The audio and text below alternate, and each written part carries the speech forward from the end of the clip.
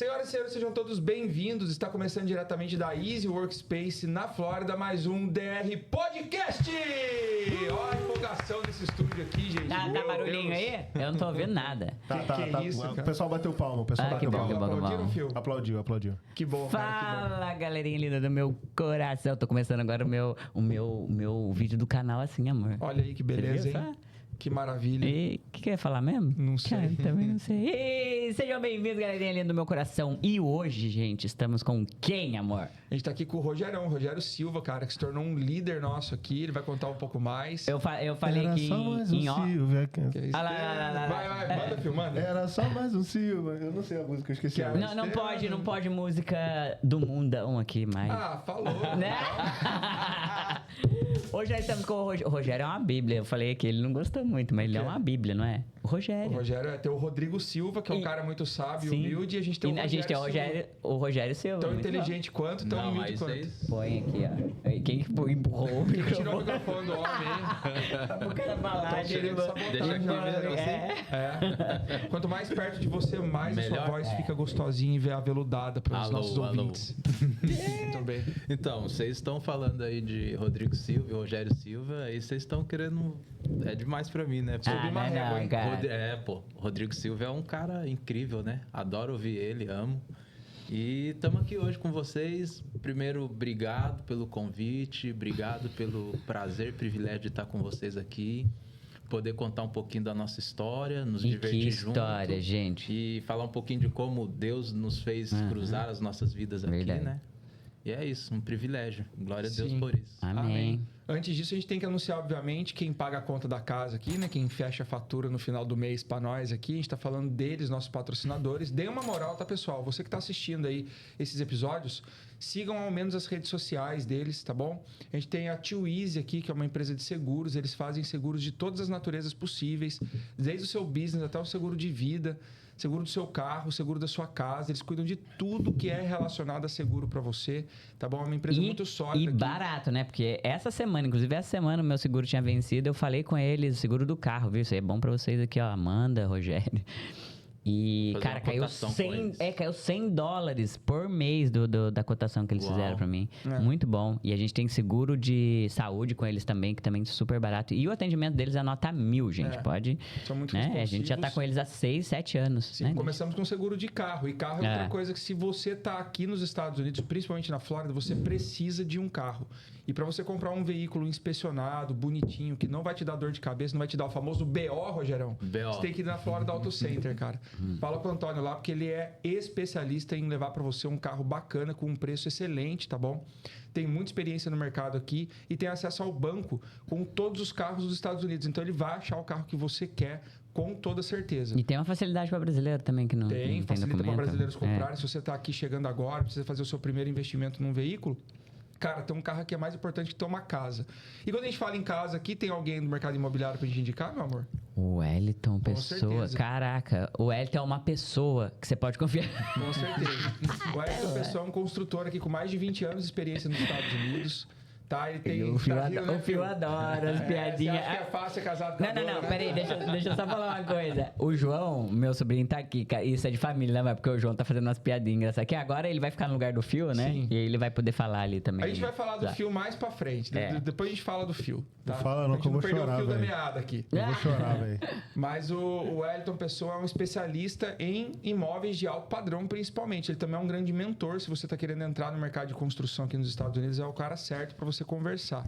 Tá bom? Temos o American Japa, melhor restaurante oriental esse, aqui de Orlando. você Se quiser uma conhece, experiência né? agradável, você pode não só ir até o lugar e comer no American Japa, como pode pedir a experiência na sua casa, tá bom? Vai uma barca muito grande lá, que serve mais que 2 pessoas tranquilamente, por um valor inferior ao do rodízio, inclusive. Então vale muito a pena. Tem a Brasifone. Se você mora aqui nos Estados Unidos, cara, ou tá vindo passear para cá, quer comprar um eletrônico, por exemplo, quer comprar um iPhone, um Mac, alguma coisa do tipo, você pode comprar ele com o mesmo preço da Apple, só que parcelando com o seu cartão do Brasil. Você não precisa usar não seu vai dólar gastar aqui, né? Você pode os usar seus o dinheiro do trumps. Brasil. Você trouxe aqui com muito esforço, você trouxe seus trampos para cá para gastar, você não precisa gastar eles no eletrônico que você vai comprar. Você parcela no seu cartão do Brasil, sem juro, bonitinho, e leva o seu sonho para casa sem desgastar o dinheirinho que você trouxe para você gastar aqui nos seus outlets, tá bom? Isso só é possível porque eles usam o sistema da Parcelou. A Parcelou é um sistema que faz com que você que tem um empreendimento aqui nos Estados Unidos possa cobrar de alguém que mora no Brasil recebendo em dólar. Olha que legal. E a gente você também tem, né? Parcelou, né, no seu sistema de cobrança, e a pessoa pode usar o cartão dela do Brasil, dividir inclusive ali, sem juros, tudo bonitinho, e você vai receber aqui em dólar. Fechou? E é Vamos isso, conversar? caraca, mano, você Bora. tem né? Você viu como que é? Ele não tem nem marcado, nem anotado os patrocinadores aqui. Ele vai falando blá, blá, blá, blá. Muito legal. Eu amo meus apoiadores, cara. Ah, muito bem. São E muito eu amo bons. você. Muito obrigado. Muito obrigado. Eu amo o Rogério. Minha vida, meu amor. Pessoal, o Rogério, cara, o Rogério e a Amanda, né, que tá aqui também, tá com vergonha. O vai- próximo episódio vai ser com a Amanda, né? Não perca o episódio com a Amanda também. E ela Mas tem o lado dela, né, pra contar. Exato.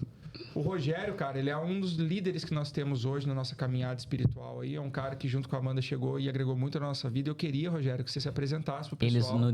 estão discipulando a Estamos gente. discipulando e eu queria que você contasse um pouco da sua história, pessoal, aqui, cara, de onde você é, pra eles terem uma nostalgia aí, pessoal, lá Eita. do Vale do Paraíba. Cara, como eu disse, foi uma alegria a gente se conhecer. A gente veio ali de Ubatuba. Eu tenho... Minha família, ela é toda de Minas Gerais. Tanto pai quanto mãe, todo de Minas Gerais. Interior de Minas Gerais, um lugarzinho lindo, maravilhoso, que eu amo muito. Essa é a minha origem, é uma cidadezinha de Minas Gerais chamada Ladainha. É um lugar que eu amo, um lugar incrível. Você nasceu lá, pessoas não? maravilhosas. Você nasceu em Batuba. Eu nasci em Ubatuba, mas os meus pais são de lá. E constantemente, período de férias e tal, era pra lá que era o destino, assim. Nunca viajamos para outro lugar. Era sempre roça, fazenda, Nossa, que chato, né? cavalos, delicioso. Comida. Mas ali em Ubatuba, nasci, cresci no bairro do Ipiranguinha. Quando você desce a Serra de Taubaté, você Opa. sabe. Desce a Serra de Taubaté, passa o bairro do Horto, próximo bairro é o Ipiranguinha. Piranguinha. Então, nasci e cresci nesse bairro, entendeu? Um lugar também de pessoas maravilhosas, pessoas trabalhadoras, pessoas que vieram de todos os lugares do Brasil, muita gente da Bahia, muita gente do norte do Brasil. E foi estabelecendo moradia ali, criando suas famílias ali. Meus pais foram os primeiros a saírem dessa cidadezinha de Ladainha e tentar a vida na cidade grande, digamos assim, e foram estabelecer morada em Ubatuba, litoral de São Paulo. E lá no bairro do Ipiranguinha começaram a vida, tiveram a minha irmã mais velha, que é a Sandra, e aí eu sou o irmão do meio. 2 anos depois nasceu bonito aqui, e depois a minha irmã caçula, Janaína. Então, como família, a gente foi criado em todo um contexto de vida correta, aprender a respeitar os pais, aprender a valorizar as coisas desde cedo. Meu pai sempre me levou para trabalhar desde cedo. E crescendo num bairro onde era um bairro meio que periferia, digamos assim, entendeu? Classe média baixa, talvez. E Eles eram cristãos? Eles eram de igreja? Não. Eram católicos, Ah, tá. mas não praticantes. Uhum. E aí, contexto de vida criado com os primos, com os amigos, todo mundo em casa, e a gente na casa de todo mundo. O bairro foi crescendo muito, mas todo mundo conhecido. Então, todo mundo sabia quem eu era ali no bairro. E veio a infância, foi muito boa. Depois veio a adolescência, e aí na adolescência eu diria que a minha vida começou a mudar um pouco, porque bairro de periferia, queira ou não queira, sempre está acontecendo alguma coisa, os amigos começam a se envolver, começa a aparecer algum... Isso década de 90 ali. Década de 90, eu sou de 82, Sim. então... Adolescência a gente passou igual no mesmo ano. Exatamente. Década de 90. Década de 90, pulsando na veia. Sim. E aí vem os prazeres, Ubatuba, litoral, então muita praia, muita balada, muita festa, muitas garotas. E você começa a se envolver com tudo aquilo ali, e foi o meu contexto de vida. Embora eu tenha crescido aprendendo a fazer as coisas certas. Sempre gostei de trabalhar. Meu pai trabalhava com construção, fazia todo tipo de construção. Pegava um terreno do zero e levantava uma casa, entregava com a chave. E eu gostava de trabalhar. Então, desde pequeno, eu chorava para ir para o trabalho com meu pai. E cresci nesse ambiente, sabe? De construção, de obra. E depois eu quero até voltar para falar um pouco sobre isso. Mas nesse ambiente que eu cresci, eu me tornei uma pessoa confiável, responsável. Com 15 anos, para você ter uma ideia, eu já era um profissional.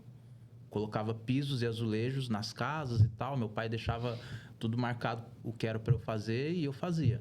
Só que na contrapartida disso, nessa mesma época, comecei a me envolver, comecei a ver as coisas, a me interessar. E os meus amigos também foram se envolvendo com bebida, droga. Se eu não me engano, acho que por volta de 13, 14 anos, eu tive meu primeiro porre. Uma festa de família. Caraca, você vê o Rogério hoje, tipo, é estranho, né? Pensar. Ele todo. Acho que foi a porta de entrada, assim. Primeiro contato que eu tive. Deixa eu te interromper rapidinho. Você acha que as mesmas coisas que corrompiam um adolescente na nossa época é o que corrompe o adolescente hoje? Porque você tem filhos adolescentes, né? Você tem um que já é praticamente um adulto e um que está chegando na adolescência. O que você já identificou? É parecido com o que acontecia conosco ou não? Cara, eu tenho o Juan, meu filho lindo. Beijo, Juan. Tenho minha filha, a Camila. Beijo, filha. Tá no Brasil. Ela é uma filha que eu tive antes de conhecer a Amanda. Com a Amanda eu tive o Juan e o Natan. Um beijo também para você, Natan. E como eu convivo muito mais próximo com o Juan e o Natan, eu observo que talvez de formas diferentes, mas são os mesmos riscos de interferir. Porque na minha época eu tive esse contato com a bebida muito cedo, talvez por uma falta de cuidado ali mais severo, mais duro, talvez, do meu pai e da minha mãe. Foi uma festa de família e eles me viam bebendo a cerveja, bebendo vinho e não me interrompia. Hoje, respondendo a sua pergunta, eu jamais iria permitir que o Juan ou o Natan tivesse exposto a esse ambiente. Sim. E eu não fosse interferir. Claro, com 13 anos principalmente. Exatamente, entendeu? Então, de certa forma, são os mesmos perigos, mas o tempo mudou muito. Hoje, eu diria que para corromper os princípios que a gente ensina para os nossos filhos hoje, eu acho que está muito mais na parte da informação, a parte visual, a parte tecnológica, né? Porque hoje a criança está assistindo um desenho. Na nossa época, um desenho era só um desenho. Hoje, a gente tem que olhar para a tela e ver o que os nossos filhos estão assistindo para ver se não tem uma mensagem subliminar ali. E sempre tem alguma coisa. Então, eu acho que... Era meio que pra gente desviar, a gente tinha que sair de casa, Exato. Né? Hoje, um filho nosso pode se desviar no quarto dele com o celular na mão. Exato. Eu não vou perceber o meu filho querendo beber, por exemplo, com 13 anos, ou muito fora de uma idade de entender o que ele está fazendo, mas, por outro lado, dentro de casa, como você disse, ele pode estar se corrompendo, saindo fora de tudo aquilo que a gente tem ensinado, sabe? E você acha que é diferente o adolescente no Brasil e aqui nos Estados Unidos? Diferente no sentido, sei lá, no Brasil é mais bebida, aqui, sei lá, é mais droga, ou você acha que é a mesma coisa? Aqui é também mesma... tem muita bebida, mas tem uma diferença que nós mesmos, se formos comprar alguma coisa alcoólica, a gente tem que apresentar uma identidade, né? Porque senão você não pode sair um pouco do mais difícil, né? Então, já começa aqui a diferença por aí. No Brasil, eu lembro de... Quando eu era criança, eu ia comprar bebida para os meus pais, só pagava... eu comprava cerveja pro meu pai. Chegava com o casco da garrafa e saía com a bebida. Pô, verdade, né, cara? Você lembra? Cigarro, né? Pensar, Cigarro também era assim, né? Cigarro, álcool pro meu pai. Verdade. É isso aí, levava um engradado de cerveja. Mas parece que não tinha essa, né? Tipo, sei lá, era meio que... mas essa falta de controle é o que oportuniza você no primeiro momento pra falar, vou provar, já que eu posso comprar. Né? Exato, facilita muito. Então, tem essa diferença. Apesar de que se os garotos que são ainda menores de idade, que não têm autorização legal para comprar, vão estar sempre com mais alguém que já pode comprar, então a pessoa que pode vai lá e compra e oferece para quem não pode comprar, digamos assim. Então tem essa questão aqui, que é um pouco mais rígida.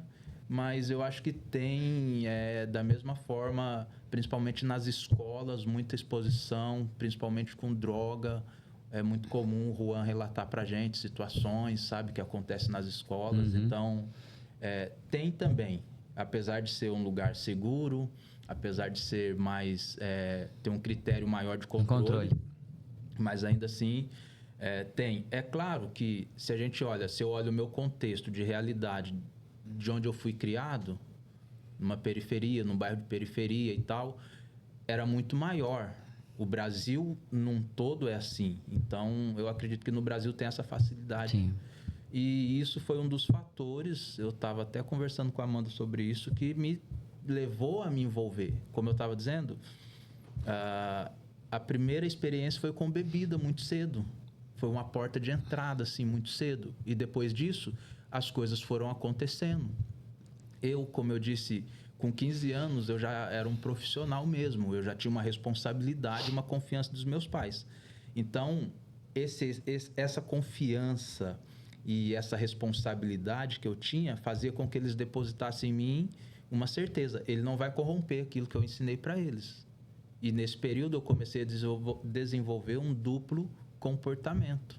Porque eu comecei a me tornar perto dos meus pais uma pessoa e longe dos meus pais outra pessoa. Eu era um bom aluno na escola, excelente aluno. Eu fazia capoeira, você também treinou capoeira. Desde os meus 7 anos treinei capoeira. Então a capoeira trouxe uma disciplina. Eu era muito disciplinado, envolvido, sabe? Um bom aluno na capoeira, bom aluno na escola, bom filho dentro de casa, um bom amigo. Mas as minhas amizades foi me levando a desenvolver um duplo comportamento. E esse duplo comportamento, eu sabia o que eu queria, sempre quis ser um engenheiro. Mas ao mesmo tempo, eu me deixava levar por aquilo que estava sendo apresentado, sabe? E você vê que é as amizades mesmo que fizeram. Eu não atribuo culpa aos meus amigos, porque a decisão era minha. Sim, sim. Sabe? Nunca ninguém me obrigou a nada. Sabe? Ninguém me obrigou a beber pela primeira vez. Eu lembro que na primeira vez que eu fui provar um cigarro de maconha, um baseado, eu tinha um amigão, mas a gente andava junto para tudo quanto é lado, o Éder. E aí a gente tava junto assim, já tinha uns amigos que tava fumando e tal, tava sabendo como é que era, e a gente queria fazer parte, né? Até que chegou a situação deles dizer para mim: você não quer dar um trago e tal, não sei o quê? Eu falei: não, quero sim, vamos lá. E chamei o Éder: vamos, Éder, também e tal. E o Éder: vamos, demorou. Na hora que nós fomos fumar, o cara deu baseado na minha mão, eu fumei, nem sabia muito bem o que estava fazendo, os caras puxa e prende e tal. Eu fumei e passei pro Éder, o Éder não pegou no baseado. Ele falou: mano, isso aqui não é para nós. Eu não vou fumar não, cara.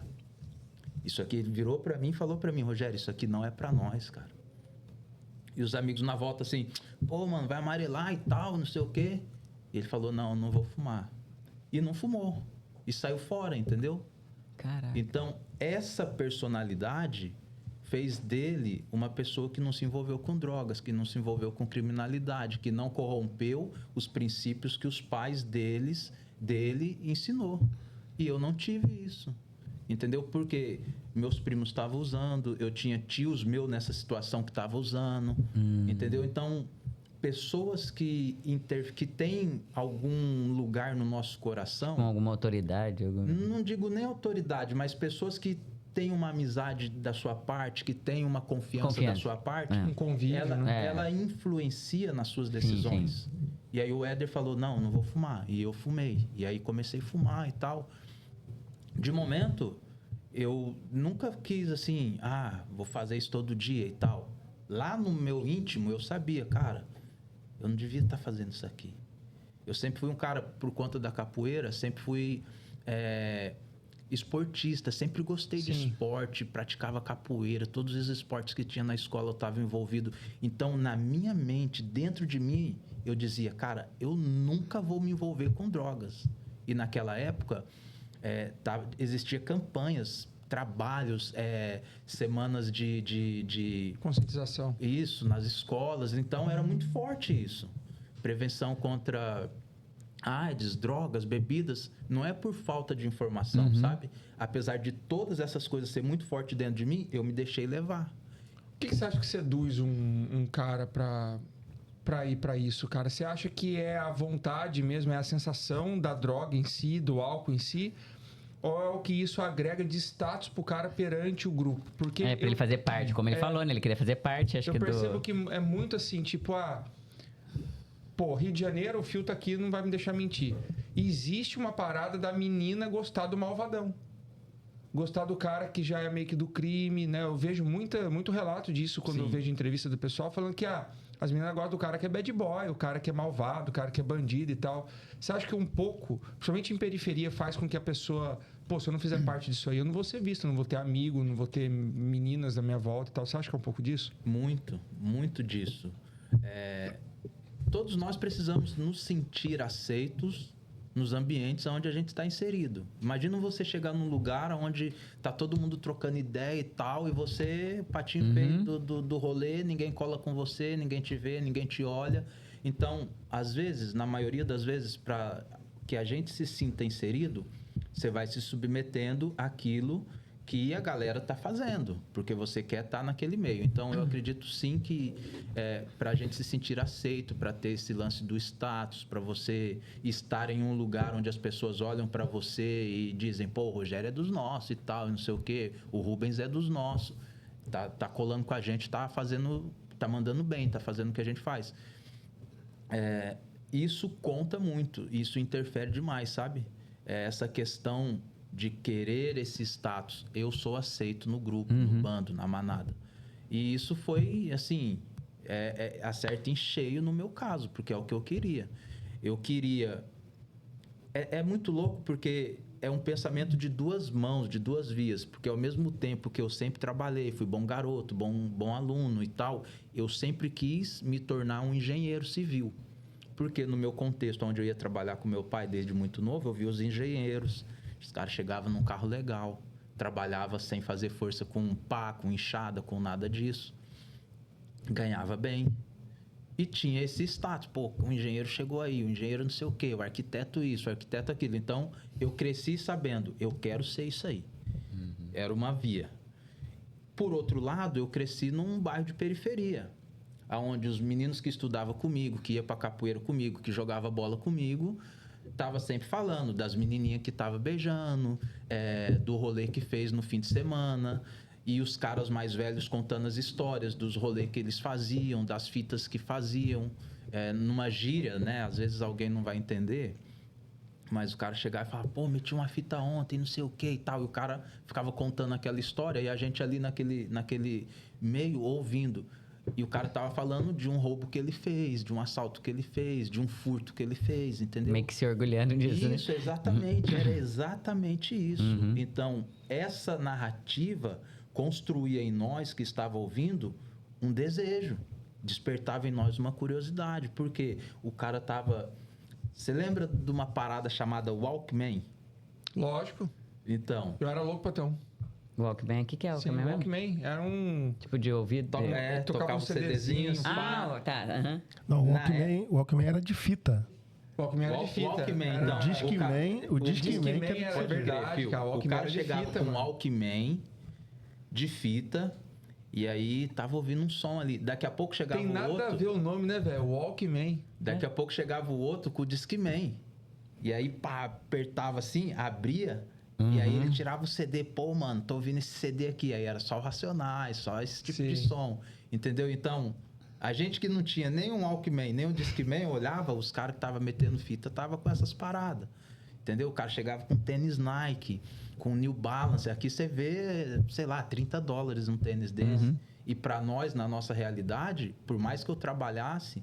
Era cara, difícil conseguir. Mentira comprar. Entendeu? E eu preciso abrir um parênteses para falar aqui que meus pais, no contexto de infância deles, tiveram uma realidade muito dura.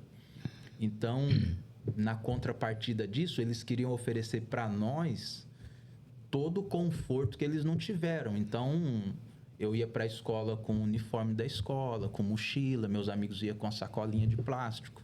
Sabe? Tipo assim, não foi uma vida, não né, foi uma ruim. vida difícil. sabe? Eu não tinha o tênis Nike que eu queria, mas eu tinha Um tênis pra usar. bons tênis, boas roupas. Minha mãe me levava na loja e falava qual roupa que você quer e tal, e não sei o quê. Então, não foi por escassez que eu me envolvi no crime, sabe? Meus pais costumam dizer que quando eles iam receber alguém na casa deles, meus avós passavam café e usavam açúcar. Açúcar era para alguém importante que fosse na casa para ter um café adoçado. No contexto de dia a dia deles, o café era adoçado com cana de açúcar. Eles faziam então uma garapa, café adoçado com garapa. Então, meus pais falavam que quando eles descobriam aonde minhas avós no caso, escondiam a lata de açúcar, aí eles comiam tudo, porque não tinha, cara, não tinha acesso. Não tinha acesso. Loucura, então, né? eles queriam proporcionar para mim e para minhas irmãs todo o conforto que eles podiam. E eles fizeram isso. E aí meu pai me via falar, não, quero ser um engenheiro, quero isso, quero aquilo. Na condição deles, eles tentou ao máximo me empurrar para esse lugar. Só que todas essas coisas que eles me ofereciam já não me seduzia mais, já não era o bastante para mim. Por quê? Porque eu estava olhando para os caras, falando de uma fita que eles fizeram, que estavam com um Discman, que estavam com um tênis, que estavam com uma parada da hora, e eles tinham o conceito na quebrada, que a gente fala, que é a gíria, né? Do bairro ali, os caras eram o conceito do bairro, os caras tinham respeito no bairro, tal fulano, não sei o que, tal fulano é fera, tal fulano é foda e tal, e pá, entendeu? Então, isso era coisas que passou a falar mais alto dentro de mim do que o conceito familiar que eu recebi dos meus pais. E aí foi eu degringolei, né? Porque eu fui um bom filho, um bom aluno, um bom aprendiz, tanto no trabalho quanto nos esportes, mas eu cheguei no pico onde eu tinha que decidir realmente, eu quero ser um engenheiro, vou voar para direcionar a minha vida para ser isso. Eu fiz isso aqui, porque quando eu terminei o ensino médio, era hora de eu ir para a faculdade, e aí tinha algumas pessoas que eu trabalhava junto e falava, cara, quando você quiser ir para a faculdade, eu vou te apoiar, vou te ajudar, você vai ser o melhor engenheiro, porque você vai conhecer na prática e na teoria. Eu não quis saber de nada disso. Eu cheguei nesse estágio e aí eu me envolvi de vez no crime. E você acha que isso foi o seu livre-arbítrio mesmo, não foi... O que poderia mudar, entendeu, na sua vida lá atrás? Você falar, tipo, isso aqui poderia ter mudado o que aconteceu com você, eu poderia ter ido pra faculdade, foi só você que decidiu mesmo, tipo assim... Não, foi decisão muito pessoal, assim, sabe? Você acha que foi o livre-arbítrio mesmo? Sim, que total. A gente faz a nossa vida mesmo, né? Total, apesar de ter as influências dessas pessoas externas, que era também ciclo de vida que me cercava, né? Meus amigos e tal, a decisão final era minha. Lá dentro de mim eu sabia que todas essas coisas... Era errado. Era errado. O dia que eu fumava um baseado, chegava mal em casa, eu sabia que aquilo era errado. O dia que eu fui experimentar cheirar cocaína e a brisa daquela droga era tão boa, socialmente, todo mundo tal, era bom, mas no fundo eu sabia que era errado. Existia um conceito que meus pais implantaram em mim. Temor, Te dava paz ali, né?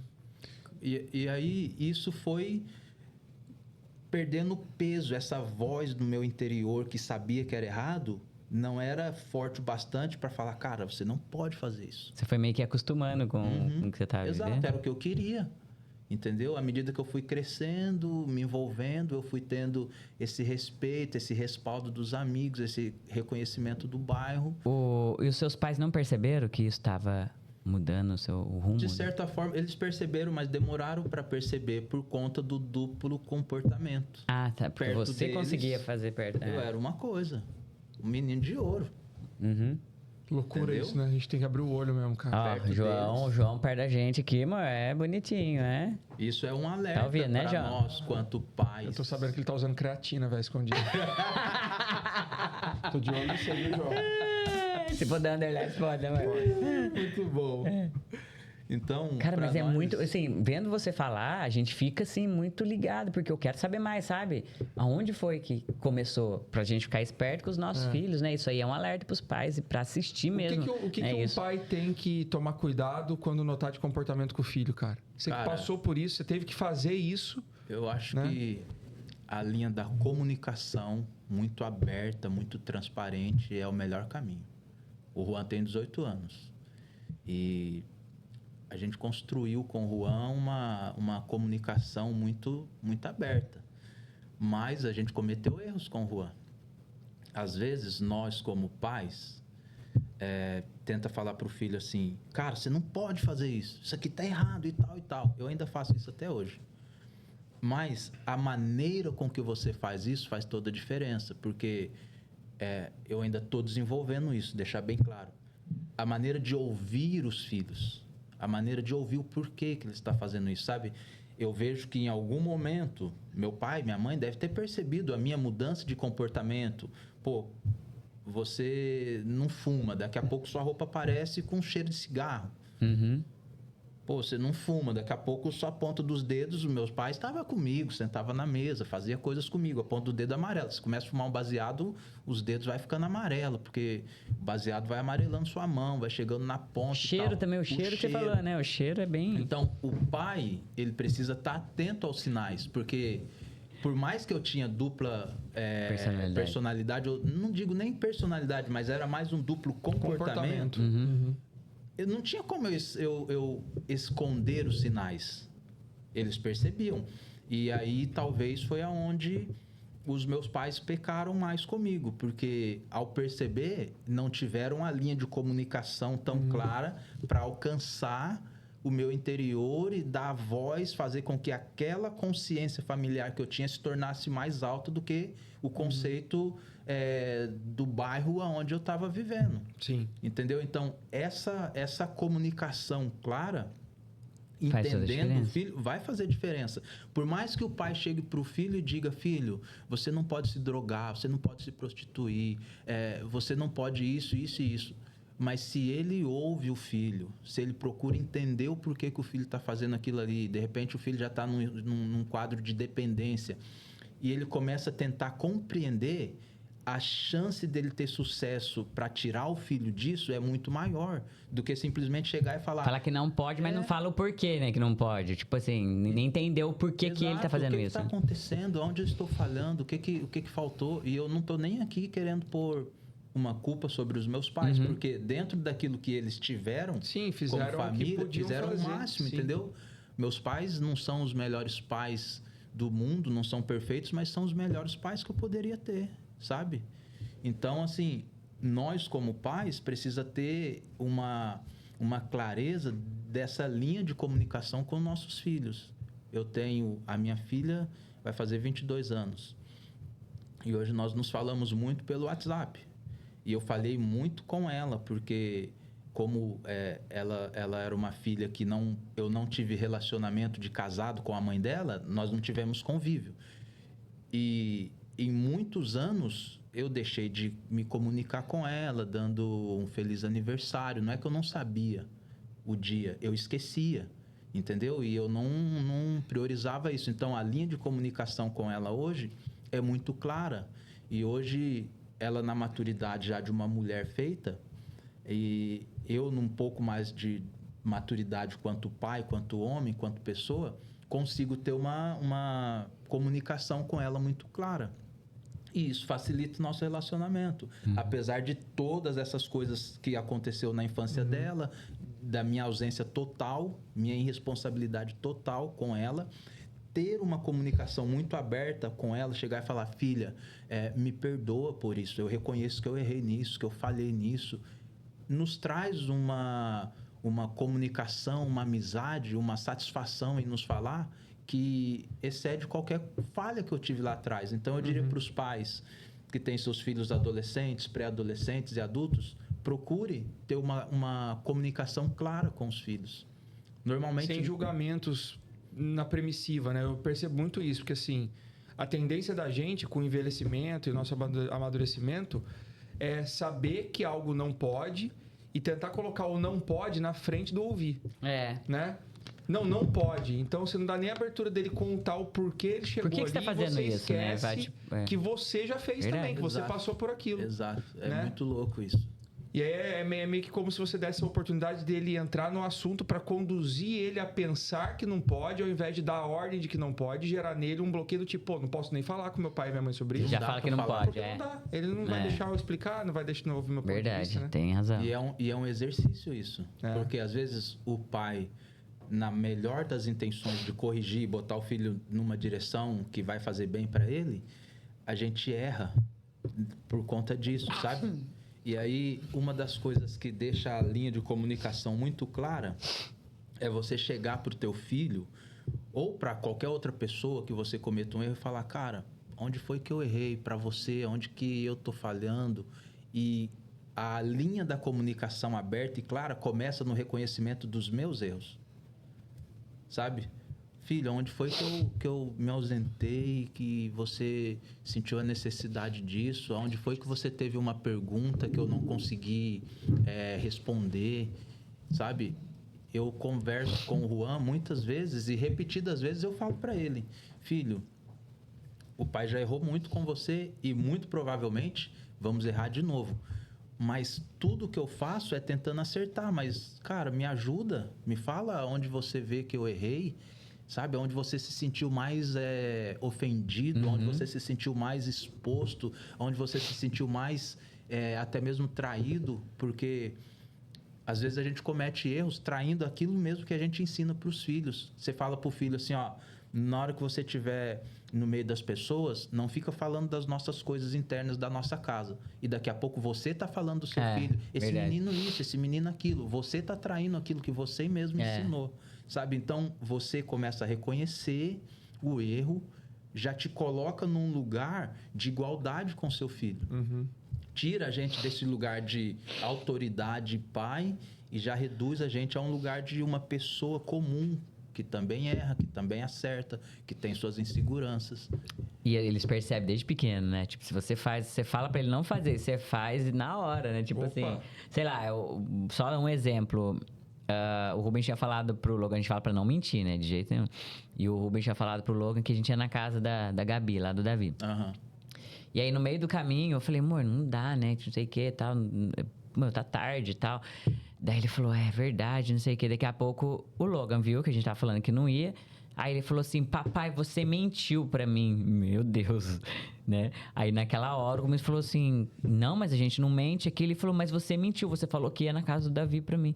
Daí ele olhou pra mim e falou assim, não, nós vamos na casa do Davi. De qualquer jeito, nós vamos.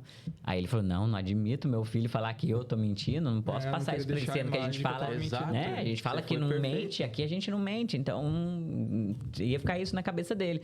Aí a gente fez o sacrifício lá, não, vamos, era tarde, mas vamos. Mas é muito louco, porque eles percebem muito, né? Se você fala uma coisa, não faz, e se você faz, meu, na hora, isso aí, meu Deus. Pode falar. Pode falar. Não, vai, continue. Eu ia só falar que isso são pequenas coisas. O Logan tá com quantos anos? 4 anos. Aí imagina você do Logan ir acumulando pequenas coisas como essas que uma hora vai se juntar e vai se tornar uma coisa grande. Você entendeu? Então, às vezes, o nosso erro é não reconhecer que cometemos pequenos erros. E não é só com os nossos filhos, é em tudo na nossa vida. Sabe? Eu observo que essas pequenas questões foi me levando para esse lugar. Como eu estava dizendo, mais ou menos por volta de 17, 18 anos, eu comecei a ter na minha cabeça, eu trabalhava muito. Trabalhava na construção, sempre meu pai me pagava, então eu tinha meu dinheiro, comprava minhas coisas, comprava minhas roupas e tudo mais. E eu comecei a observar que fazendo aquilo ali, eu nunca ia chegar num lugar que eu queria. Eu queria ser um cara bem-sucedido, rico e tal e tal. Não quis estudar para me tornar isso, não decidi por estudar. E por outro lado, eu falei, cara, eu vou pelo caminho mais curto. Quero o crime. Eu vejo meus colegas tudo... Aí, nessa época, meus camaradas tudo já tava de moto, meus camaradas já de rolê de carro e tal. Eu falei, não, vou ficar me matando de Cortar trabalhar. caminho. Não foi alguma coisa que falou o pastor falou, Sim. Pastor Não Jonas, Que corte. Deus não quer que você corte caminho, Ele quer que você curta o caminho, É, porque Ele é o caminho. caraca. Exatamente. A gente tem que construir uma jornada e ir curtindo ela enquanto está sendo construída. Mas, ô Rogério, entrando nesse assunto, cara, qual que foi o primeiro crime que Nossa, você eu ia cometeu? falar isso agora. Eu ia entrar nisso. Cara, se eu te falar, você não vai acreditar. Mas o primeiro delito que eu cometi foi roubar um boné. Você lembra da Feira Hip em Ubatuba, né? Opa, já fui roubado lá, velho. Ih, não era ele, não? Já fui roubado Eu lá. falo isso com nenhum orgulho, Sim, sabe? é. Eu me envergonho de ter feito isso, muito, cara. Mas eu fiz. Isso tá marcado. E como que foi? O que você... Olha só, eu tinha algumas pessoas que eram bastante influentes na minha vida, alguns amigos, tios, e um dos meus tios começou, envolvido com os outros caras, fazer isso. E aí chegava com um boné diferente. Você lembra da época que era uma epidemia, boné dos times de basquete daqui dos Estados Unidos? Sim, de time de futebol, de hóquei, de Aham. beisebol. Tinha os boné bordados e Sim, tal. eu gostava Meu- de um que era do Riders. Boné com eu 8 lembro linhas disso, e pá. gente. Meu tio sempre chegava com um boné novo, cara. E eu sempre curti boné. Então, um dia meu tio falou, não, eu falei, esses boné. E ele trampava e fazia tudo. E aí ele me falou, não, esse boné aqui eu fiz na feirinha, fiz na avenida. Eu falei, fez como? Aí ele me falou. E aí a gente saiu junto um dia. Como que era a mecânica do crime aí, nesse caso? Nesse caso, Era- ia pra avenida, de bike e Tipo, tal. ele ia ensinando você É. como fazer. De bike, ia pra avenida e tudo mais. E aí movimento, muito turista em Ubatuba, a cidade vive disso, uma cidade lindíssima, turística. E aí muito turista, uma galera andando pra lá e pra cá, o pessoal na feira hippie e tal. Você mirava alguém com um boné que você queria, algo que você queria. E aí meu tio foi, encostou a bike dele no meio da muvuca, só catou o boné da cabeça do moleque, saiu correndo e pum, já era. Aí desbaratinou, deu um perdido e voltou. Eu falei, agora sou eu. Meu Deus. E aí eu fui Quantos anos escolher um você tinha cara, tinha uns, sei lá, uns 17 por aí, cara. Não era mais que isso, eu não era maior de idade ainda. E aí eu fui escolher o meu boné, falei, vou catar esse boné desse cara aqui. E catei um boné de um menino, e o cara correu, tinha um cara junto, e o cara saiu correndo, catei e já saí correndo. E o cara saiu correndo atrás de mim, mano. Foi a experiência desesperadora que eu tive. Primeiro delito que eu cometi, porque esse cara saiu correndo atrás de mim. Pra você que conhece Ubatuba, tem o centrinho da cidade ali, e aí tem a Praça 13 de Maio. Então eu saí correndo e fui sentido a Praça 13 de Maio. Eu falei, esse cara é Howley, não vai vir atrás de mim. Pra quem não sabe, Que é um Howley é um turista. Caraca, Turista aí, ia ó. pra Ubatuba, a gente chamava esses Howley aí, tá tirando. E aí tal, meti a mão no boné do moleque e saí correndo. O cara saiu correndo atrás de mim, velho. O cara não parava de correr. E eu correndo, eu olhava pra trás. O cara, vai, seu vagabundo, pega ladrão e tal. E gritando. E eu correndo no meio da rua, à noite. E aí cheguei lá na Praça 13 de Maio, o cara atrás de mim. Eu vi que o cara não ia desistir. Eu joguei o boné pro chão e saí fora. Não deu certo, daí ele foi Não deu pegou. certo. Aí depois... Deus tal, tentando mostrar pra Olha, você que você não cara. nasceu Não pra faça isso, isso, cara. Você É. não nasceu O pra primeiro isso. crime do cara é... Foi bem isso, Rubens. Aí meu tio falou, pô, mano, você tá louco, você roubou o boné de um cara local. Se não fosse local, eu não ia correr atrás de você e tal. Eu falei, pô, mas eu achei que não era e tal, não sei o quê. Essa foi a primeira experiência que eu tive. Jesus, Infelizmente, cara. eu não parei aí. Porque nesse meio tempo, eu comprei minha moto, tirei minha carta, fiz 18 anos, eu sempre dirigi, desde os 15 anos, dirigia carro, moto, pegava moto do meu pai, carro do meu pai, dirigia para tudo quanto é lado. Fiz 18 anos, tirei minha carta, eu já tinha comprado uma moto. Com a moto, os caras iam fazer uma fita, precisava de alguém para fazer o piloto, o cavalo. E eu envolvido com eles, comecei a fazer cavalo para os caras. Os caras iam fazer um furto, eu levava os caras em determinado lugar, deixava eles, depois pegava e ia para casa e recebia alguma coisa ali. Coisa de significado nenhum, de valor, assim, mas... Aí chegou uma hora que eu falei, cara, eu não vou mais fazer cavalo, não. Eu vou mesmo eu fazer as fitas. Tenho coragem para isso e tal. E você vai criando Você foi... uma realidade dentro de você, que você é capaz daquilo.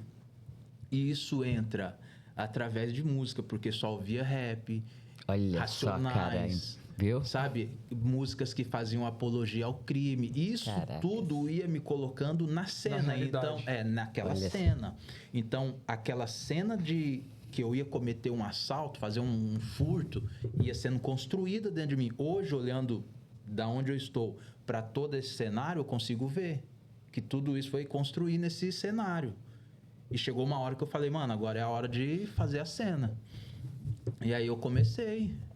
Fiz o primeiro assalto, cara. Eu lembro que eu entrei numa residência, a pessoa vulnerável e tal, a gente entrou na residência, tinha uma família, eu tava pálido, eu sentia, assim, aquela adrenalina, e a pessoa falava assim pra mim, com uma arma de fogo na mão, a pessoa falava pra mim, fica calmo, pelo amor de Deus, pode pegar o que você quiser, fica calmo e tal e tal. O cara que eu tava assaltando tava me acalmando. Porque o nível de adrenalina e nervosismo era tão grande, então isso eu tenho muito marcado, assim, sabe? Caraca. E você tava com a arma mesmo? Com a arma de fogo na mão. Entendeu? Outra coisa é uma... Você acha, desculpa a pergunta, você acha que você estava disposto a matar o cara se precisasse? Não, Se ele viesse pra cima ou alguma coisa eu saía assim? correndo, sei lá o que eu ia fazer. Aham. Mas não era Aquilo o meu... era um artifício só para você conseguir o que você queria. Eu não tinha essa maldade, sabe? Eu não tinha essa maldade de, tipo, se vier pra cima, vai levar. Uhum. Eu até, às vezes, fazia com que a pessoa entendesse isso e para ela não reagir. Mas eu não tinha essa maldade. Nunca tive. Uhum. Tive algumas situações onde depois isso foi virando uma coisa corriqueira, costumeira. Vira e mexe que estava acontecendo. E aí alguns caras que iam comigo como comparsa e tal, os caras tinham essa maldade, essa ira dentro deles de bater nos caras e tal. E eu falava pros caras, mano, não bate ninguém, não agride ninguém, não faz mal pra ninguém. Só vamos pegar o que a gente quer e vamos sair fora, sabe? E eu mesmo, não é que eu tô querendo me defender. Se eu tivesse essa sensação, essa disposição, eu diria aqui sem nenhum problema. Mas eu não tinha, sabe? Essa maldade no coração, assim, na mente mesmo, eu não tinha. E isso foi se tornando cada vez mais frequente. Então, qual foi o próximo passo? Eu não quero mais me tornar o que eu sonhei através do caminho certo. Eu vou me tornar o que eu sonhei através desse caminho, do crime.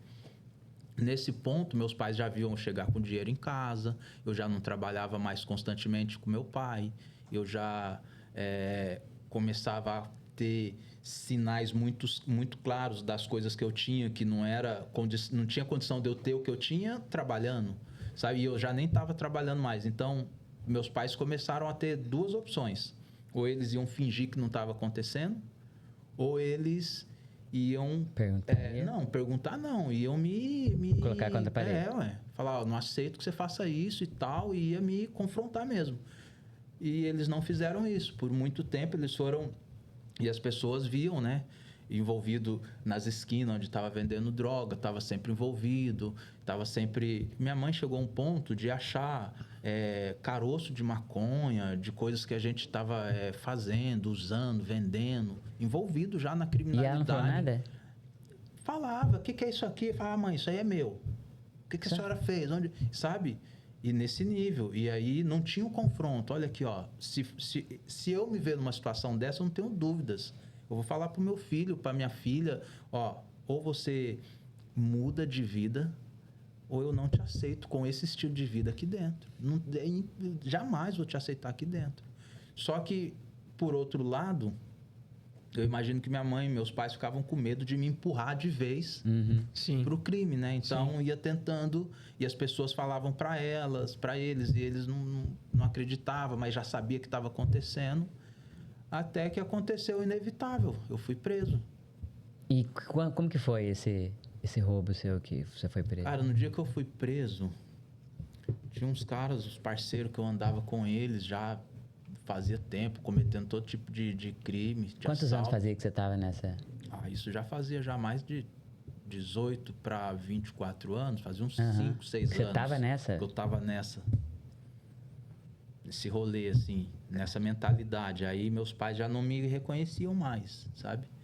Eles não me botavam para fora de casa por compaixão, misericórdia, esperando que eu tivesse um lapso de consciência, mas todo mundo já sabia, já estava escrachado tudo que eu estava vivendo, fazendo. Até porque imagino que Ubatuba não é uma cidade tão grande assim. Não, Para você pelo cometer contrário. E alguém roubo, falar- delito, você tinha que ir para um bairro vizinho para você não ser, obviamente, identificado na hora.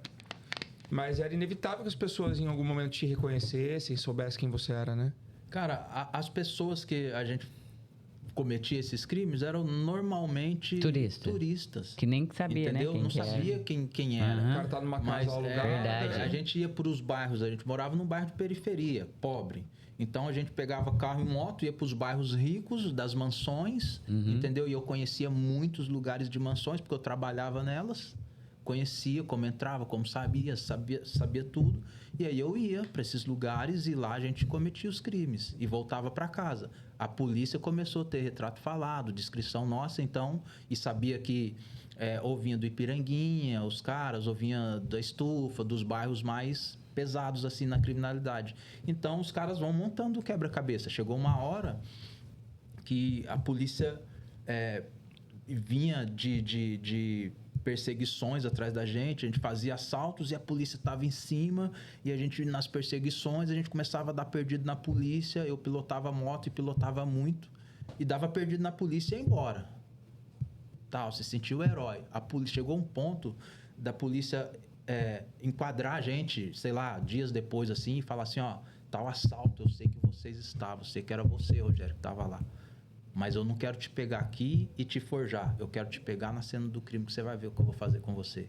E a gente dava risada, a gente achava aquilo bonito, sabe? E, na verdade, era um poço sem fim, né? Que a gente tava entrando. E aí, cara, eu imagino que Deus tinha um propósito. Deus foi me deixando ir até um certo ponto, porque meus pais já não tinham mais como me parar. Eu não tinha medo da lei, da autoridade, da polícia, sabe? E era só Deus para me parar. Então Deus falou assim, é assim que vai ser. E aí com 24 anos, num dia de Natal, depois de já mais de 5 anos envolvido nesse tipo de situações, numa noite de Natal de 2006, o Juan tinha completado Você já tava com a Amanda, né? Nisso, antes disso, eu conheci a Amanda um ano antes. 2004, nós nos conhecemos, né? Cara. 2005. Eita! A cara dela. Ela vai poder falar aqui, né? A versão e aí, dela. quando eu conheci a Amanda, a Amanda era uma pessoa de uma família cristã, evangélica, e tinha todos os conceitos, mas ela estava afastada dos caminhos do Senhor. E aí, nesse rolê, me conheceu. E aí, quando a gente se conheceu, ela falava pra mim que eu tava fazendo coisa errada e tal, mas ao mesmo tempo ela queria estar envolvido com aquela pessoa que tinha aquele status. Ela era aquelas menininhas que queria Que estar era do envolvida. Rio lá. Você Que era do entendeu? Rio. Ela tinha esse conceito. Então, pra ela, era tudo que ela queria, estar envolvido com uma pessoa Você como era o eu. bad boy. Eu era. Você era o bad boy. Exatamente. Sim. Eu era esse cara. Sim. E aí, eu conheci a Amanda, a gente se envolveu, eu me apaixonei por ela, assim. Ela sempre muito engraçada, apesar de ser mais nova que eu, a gente tem uma diferença de 6 anos e pouco de idade. Ela com 17 anos, eu com 24. 23 para 24. 23 anos quando a gente se conheceu. Aí, eu gostava de estar com ela, porque ela conversava, me fazia rir. Então, era outro contexto quando eu estava com ela. Mas eu não queria deixar o estilo de vida que eu tinha. Era aquilo ali, se ela quisesse, era aquilo ali. Engravidei ela com 3 meses que a gente começou a se conhecer. A gente ficou 1 mês saindo junto assim, sem enrolar nada. E ela fazendo um jogo duro comigo, não sei nem porquê. E aí, depois desse 1 mês, a gente começou a ficar mesmo e tal, rolar um envolvimento assim. E com 3 meses ela estava grávida. Eu engravidei ela, do Juan. Então, o Juan tinha nascido exatamente 1 mês. Ele nasceu dia 24 de novembro, dia 25 de novembro de 2005, 2006. E aí, 1 mês depois, ele nasceu no mesmo ano que eu fui preso. E aí, 1 mês depois, dia 24 de dezembro de 2006, eu fui preso. No Natal, na noite de Natal. E foi assim, foi terrível. Eu fui cometer um assalto num comércio E aí, Meu eu lembro Deus, que esse cara. dia eu não queria ir de jeito nenhum, não queria ir. Os meus amigos, não, vamos, e não sei o quê, a fita tá dada, e pai, vai ter muito dinheiro, e não sei o quê, papapá. Os caras me convenceram a ir. Eu não queria ir, eu tava com mau pressentimento naquele dia, eu fui, aí deu tudo errado. 2 caras que tava com a gente no assalto, conseguiu fugir. O cara que tava fazendo o piloto ficou no carro, foi preso, e eu fiquei dentro do comércio e fui preso. E aí começou uma outra história de vida, onde Deus começou a entrar no cenário de uma maneira, assim, poderosa, sabe? Cara, e qual foi a sensação que você viu que você ia ser preso, tipo... Eu assim, tentei acabou. fugir de todas as maneiras, né? Adrenalina, o sentimento, tipo, meu Deus, cara. deve ser- Era uma coisa que eu dizia pra mim mesmo, assim, eu prefiro morrer do que ser preso. A polícia nunca vai me prender. Falava pra mim mesmo, assim. E os caras falavam, ó, é até o fim, mas não vai abrir pra polícia não e tal. Então, quando eu fui preso realmente, caiu o mundo, assim, pra mim, né, cara? Mas, de certa forma, era uma realidade que eu sabia que uma hora ou dia, outra ia cara. acontecer. Nunca tinha entrado na cadeia e tal, então, quando eu cheguei na cadeia, foi um choque de realidade, né? Mas, em poucos dias, eu já tinha... É muito ilegal, mas eu já tinha um telefone, Cara. entendeu? Cheguei na cadeia, já comprei meu telefone e já comunicava com a Amanda, comunicava com as pessoas do lado de fora, então fazia tudo. Aí eu percebi que a cadeia era só um lugar. Pra você ficar. Tipo, mas você conseguia fazer... Fazia tudo. A única coisa que eu não tinha na cadeia era o direito de ir e vir. Do resto, tinha tudo. Então, primeiro ano meu, fiquei preso lá em Taubaté, no CDP de Taubaté. É claro que eu estava preso, então tinha várias situações que fazia com que eu não quisesse estar ali, né? Lógico. Mas, ao mesmo tempo, eu sabia que teria que estar ali. Eu fui condenado a 6 anos e 3 meses e alguns dias. Então, eu sabia que eu ia ficar algum tempo preso. Eu sabia, não, vou ter que ficar aqui por um tempo. Mas, até então, estava de boa. A Amanda estava lá todo final de semana comigo. E eu tenho que abrir um parênteses para dizer que ela foi uma pessoa muito importante nesse processo onde Deus entrou e começou a permitir que tudo isso acontecesse. Ela foi o principal instrumento que Deus usou para me resgatar dessa vida. Porque ela foi a primeira pessoa que virou para mim e falou, olha aqui, quando eu tive preso, ela com o Juan de 1 mês, eu falei para ela, ó, se você não quiser ficar comigo, não precisa e tal, pode viver sua vida. Ela falou, não, vou ficar com você. E aí, nesse processo, ela ficou presa comigo. Ela não cometeu crime nenhum. Ela não fez nada de errado. E ela ficou presa comigo, porque todos os finais de semana, no período de 2 anos e quase 2 anos e meio que eu tive preso, absolutamente todos os fins de semana ela teve junto comigo. Então, começava essa vida de visita para ela na sexta, era sábado, era domingo. Ela não tinha vida. E ela foi a primeira pessoa que eu preso começou a falar para mim, se você não mudar de vida quando você sair, eu vou te deixar. Eu achava que ela só estava blefando, exato, essa palavra, blefando. E eu falava, não, quando eu sair, eu vou continuar fazendo as mesmas coisas, só que ainda de piores. início, sua cabeça era assim. Você estava pensando em, vou passar um tempo aqui, depois eu voltar. Na hora que eu saí, por quê? Quando eu fui preso, eu me conectei com pessoas que cometiam crimes de níveis muito maiores que eu. E eu comecei a ter contato de todo tipo. Parece que meio que piora, né, a cabeça do cara. A cadeia não é um ambiente que piora o cara se ele não se blindar de alguma forma? Na cadeia, você vai conhecer todo tipo de criminoso. Tem o cara que tá lá porque não pagou a pensão, tem o cara que tá lá porque roubou uma bicicleta e tem os caras periculosos que são o crime, que é pelo dinheiro, pelo crime, a vida do cara é o crime. Eu conheci muitas pessoas que falavam, mano, aqui é o crime. E os caras falavam, não, você é o crime também, pô, você é o crime, mano, e tal. Mas eu não me sentia fazendo parte desse lugar. É interessante que eu entrei para esse mundo querendo ser esse cara. Quando as pessoas diziam, você é esse cara, você é o crime e tal, não sei o quê. Eu não me sentia assim. Então, você conhece todo tipo de pessoa. E aí você vai conectando com quem tem mais aquilo que você espera para te oferecer.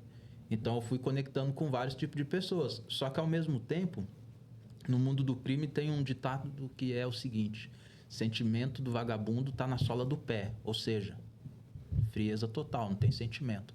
Só que o universo carcerário, chega na hora de dormir, todo mundo se deita, amontoado nas suas camas e tudo mais. Todo mundo se cobre do pé à cabeça e ali, naquele momento, o sentimento da pessoa, do ser humano, ele aflora, ele vem. E nesses momentos eu dizia, cara, eu não quero mais isso. Sabe? A sensação que eu tinha dentro de mim era essa. No outro dia, quando eu acordava e tudo começava de novo, eu estava envolvido naquele universo de novo. E a minha sensação e a minha vida era totalmente diferente daquilo que eu queria. Talvez porque essa questão do duplo comportamento ainda me perseguisse muito. Sim. Sabe? Eu queria uma coisa, mas eu me comportava fazendo outra. Sim. E isso era muito danoso para mim. E aí o universo carcerário foi aonde eu fui perdendo, por alguns motivos, essa questão do respeito no crime. Deus falou, você gosta disso? Eu vou tirar isso de você. E tirou mesmo. Então, além da Amanda me falando que se eu não mudasse, ela não ia continuar comigo, Deus começou a tirar coisas que eu me apoiava nelas. Que era esse reconhecimento desse mundo do crime, de quem eu era, tal, um cara apetitoso, não sei o que, pá. Eu fui perdendo a moral no crime e tal, e não sei o que, dentro do universo carcerário já. E aí eu fui caindo em si de que o que realmente tinha valor na vida, meus pais que continuaram me apoiando, meu pai falava pra mim, meu pai ia me visitar de vez em quando, falava pra mim, olha, eu tô aqui com você, te amo, nunca vou te abandonar, mas esse caminho é errado. E eu falava, pai, eu não vou mudar, na hora que eu sair eu vou continuar fazendo as mesmas coisas. Meu pai chorava muitas vezes. Meu Deus, cara. E falava, nervoso. A decisão é sua, mas a gente tá aqui com você e tal, você errou, você sai daqui, se quiser mudar de vida a gente vai te apoiar e tal. Então, isso foi fazendo com que a balança fosse pesando menos pro lado do crime. E aí eu comecei a cair em mim mesmo, que o que valia mesmo era a minha família. Cara, eu comecei a ter falta de coisas simples, porque no universo carcerário, dentro da cadeia, não tinha mesa para comer. Não tinha talher, não tinha uma cadeira, não tinha um ambiente familiar. Eu comecei a sentir falta dessas coisas, mano. Sabe? E aí são coisas simples, mas que são importantes. Quando em 2009 veio minha liberdade, eu já estava no CDP de Caraguá. Eu saí e havia uma festa, havia uma expectativa assim da minha família. Eles prepararam uma recepção para mim, sabe? E cara, foi o momento mais incrível assim, porque eles queriam a minha volta, sabe? Estavam celebrando a minha volta. E aí, a minha tia, meus pais se reuniram com algumas pessoas na casa dela e ela morava numa rua onde, na esquina da rua, tinha uma igreja. E Jesus entra de fato na minha vida aí. Porque no processo todo carcerário, aos finais de visita, a Amanda me chamava para ir numa oração que acontecia nos finais do dia de visita. Aquilo, de certa forma, ia me tocando. Lá na mesma... dentro da cadeia. Mas eu não me converti lá, muito pelo contrário. O coração continuou duro. Agora, quando eu saí, aconteceram algumas coisas. Nesse dia que eu saí com 2 folhas de papel, assim, de caderno, preenchidas de ponta a ponta com números de pessoas, contatos que eu fui fazendo ao longo da minha estadia lá. Você vai fazendo contatos, é tipo sua lista de network. Eu saí com 2 folhas de caderno preenchida, frente e verso, então tinha muito contato. Pra continuar no crime. Meu Deus, cara. Interessante é que tem todo um processo de triagem para sair. E aí nesse processo, em algum momento, eu parei e falei, Senhor, não me permita nunca mais voltar aqui. Mas, ao mesmo tempo, com aquela lista na mão. E aí, tinha mais pessoas que saíram comigo E os pais de um cara que era da Ilha Bela foi buscar eles. E os pais, a mãe e o padrasto dele eram cristãos, evangélicos. E estavam com uma topique, lembra das topiquezinhas? Opa! Tava numa topique, a cadeia lá em Caraguá era num lugar meio que muito distante da Rio Santos, que era a avenida assim principal. E aí Tu foi transferido para Caraguá. e aí eles me perguntaram, você tem como chegar lá? Vai vir alguém te buscar? Você quer uma carona até a Rio Santos? Eu falei, quero. Aí sentei lá no finalzinho da Topic, eu, o filho deles e mais uns caras que saiu junto, deu carona para todo mundo, só que eles eram evangélicos, cristãos, crente de verdade. E aí foram falando pra gente, cara, vocês têm que mudar de vida. Jesus ama vocês. Olha, Jesus está dando uma esperança para vocês, está tirando vocês daí com vida e tal e tal. Foi falando para nós, cara. E aí, aquela folha que estava no meu bolso, alguns pertences, algumas cartas que a Amanda mandava, algumas fotos, numa sacolinha e a folha no lugar mais seguro, que era no bolso, os contatos. Cara, eu não sei explicar como, mas aquilo começou a me incomodar no meu bolso, me incomodar. Daí eu tirei aquela folha do bolso, eu olhava para a lista assim, dentro de mim já estava tendo uma comunicação com a minha mente. Se desfaz disso, rasga isso, tal, se desfaz disso. Meu Deus, cara. Aí chegou uma hora que eu não controlei aquilo mais. Eu não sei, assim, eu não fazia a menor ideia do que estava acontecendo. Dentro desse trajeto. Nossa. Uhum. E aí eu rasguei a folha a primeira vez, ainda rasguei a folha assim e pensei, ainda dá para ver os números. Aí dobrei a folha, rasguei de novo, eu pensava, ainda dá para ver os números. Aí isso foi se tornando uma força maior. Então eu rasguei a folha todinha, sabe? Enquanto eu pensava, dá para ver os números, eu rasguei. Lá no último banco, a mulher, a mãe do menino, falando de Jesus, falando do evangelho. Eu não fazia a menor ideia do que estava acontecendo. Eu abri a última janela, botei a mão assim, balancei as folhas e soltei, assim. Eu lembro, era de dia. Caraca, fim da tarde, nossa, dá um negócio, abriu né? assim, ó, aqueles monte de pedacinho de papel voando assim. Ali foi a primeira libertação que Deus fez na minha vida. Eu não fazia a menor ideia do que estava acontecendo. Uhum. Jesus já estava entrando no cenário ali, sabe? E aí eu fui embora para casa. Chegou lá na Rio Santos, eles me deram R$5. Falou para mim, ó, isso aqui para você pagar o circular. Chegar na rodoviária de Caraguá, você vai na assistente social lá na rodoviária, pede uma passagem para Ubatuba e eles vão te levar. E assim eu retornei para um convívio social.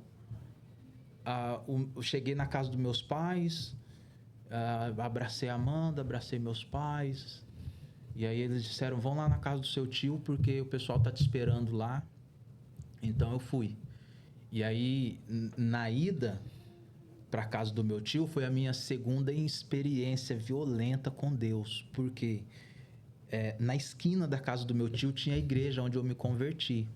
E aí tinha um amigo meu lá, ele é muito parecido comigo, fisicamente, o Hudson. E a gente era muito amigo, então a gente era como irmão, assim. Chegou uma hora que o Hudson, todo aquele contexto anterior de drogadição, chegou um dia que a gente foi cheirar cocaína, o Hudson falou, eu não vou cheirar não, eu vou embora e amanhã eu vou pra igreja. E ele era o mais dependente, cara. Ia ser a primeira vez que você ia se drogar de novo depois de sair da cadeia. Não, isso foi antes. Anterior. Antes, tá. Anterior. E aí, esse meu amigo, nesse contexto, falou pra gente, eu não vou mais cheirar, amanhã eu vou pra igreja, eu não vou usar mais droga. No domingo, ele não cheirou naquele dia, foi embora. No domingo ele foi pra igreja, Deus libertou ele. Ele orou por mim por mais de 10 anos. Uau. Porque ele se libertou e eu permaneci. Sim. Entendeu? Então, agora que eu tô saindo da cadeia, ele tá na igreja, firme com Jesus. Sim. Ele era obreiro na igreja, líder dos obreiros e tal. Então, meu tio, que também a gente se drogava junto, andava junto, parou o carro na esquina da casa da minha tia, abriu a janela e falou, Hudson, olha quem que tá aqui. Ele tava na porta da igreja, ele desceu da porta da igreja, assim, tem um degrau e tal. E ele veio na minha direção. Quando ele veio na minha direção, eu olhava no rosto dele... E eu só vi um brilho, eu não via ele, assim, ele com um paletó, gravata, sabe? Igreja Assembleia, todo social, lindo, assim. E eu vi o brilho no rosto dele, cara, e dentro de mim comunicava outra coisa. Eu quero ser isso daí, eu quero isso daí. Nossa. Entendeu? Eu quero isso daí. E aí ele veio, me abraçou e tal, e não sei o quê, que bom que você tá aqui. Amanhã eu vou na sua casa, vou na casa do seu pai e tudo mais. E aí deixei ele ali e fui para casa da minha tia, minha família recebeu, alguns amigos, minhas irmãs e tal. E eu comecei minha vida. Aí o recomeço da vida foi num universo onde Deus me queria, onde Jesus me queria, sabe? Aí eu falei, cara, o que eu vou fazer? E a Amanda falou para mim, nós temos que ir na igreja. Nós temos que ir na igreja. E eu não queria ir, resistente, todo envergonhado. Eu era super conhecido, bairro pequeno. Agora o Rogério, que era o cara do crime, saiu da cadeia depois de 2 anos e pouco. Vai querer pagar de bom moço. Vai se esconder atrás da Bíblia. O conceito dentro de mim era esse. E ela, não, você tem que ir pelo menos para agradecer. Era para você ficar 6 anos e pouco preso. Deus te tirou antes, vamos lá. Aí fomos na igreja do meu amigo. Aí começou um outro processo de libertação. Porque eu chegava na igreja, agora eu me sentia inadequado para aquele ambiente. Eu chegava na presença de Deus, no contexto congregacional, eu me sentia inadequado, porque, cara, eu cometi maldades, eu traumatizei pessoas, eu fiz coisas ruins, e agora como assim eu estou aqui? Eu não tenho capacidade, eu não tenho condição, eu não mereço estar aqui. Então eu estava ali, mas não me aceitava ali, entendeu? As pessoas que estavam na igreja, tudo me conhecia, sabia quem eu era.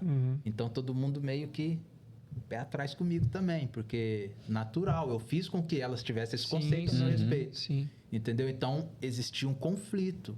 E aí eu fui me encontrando com Jesus aos poucos, durante os cultos, nos momentos de louvor.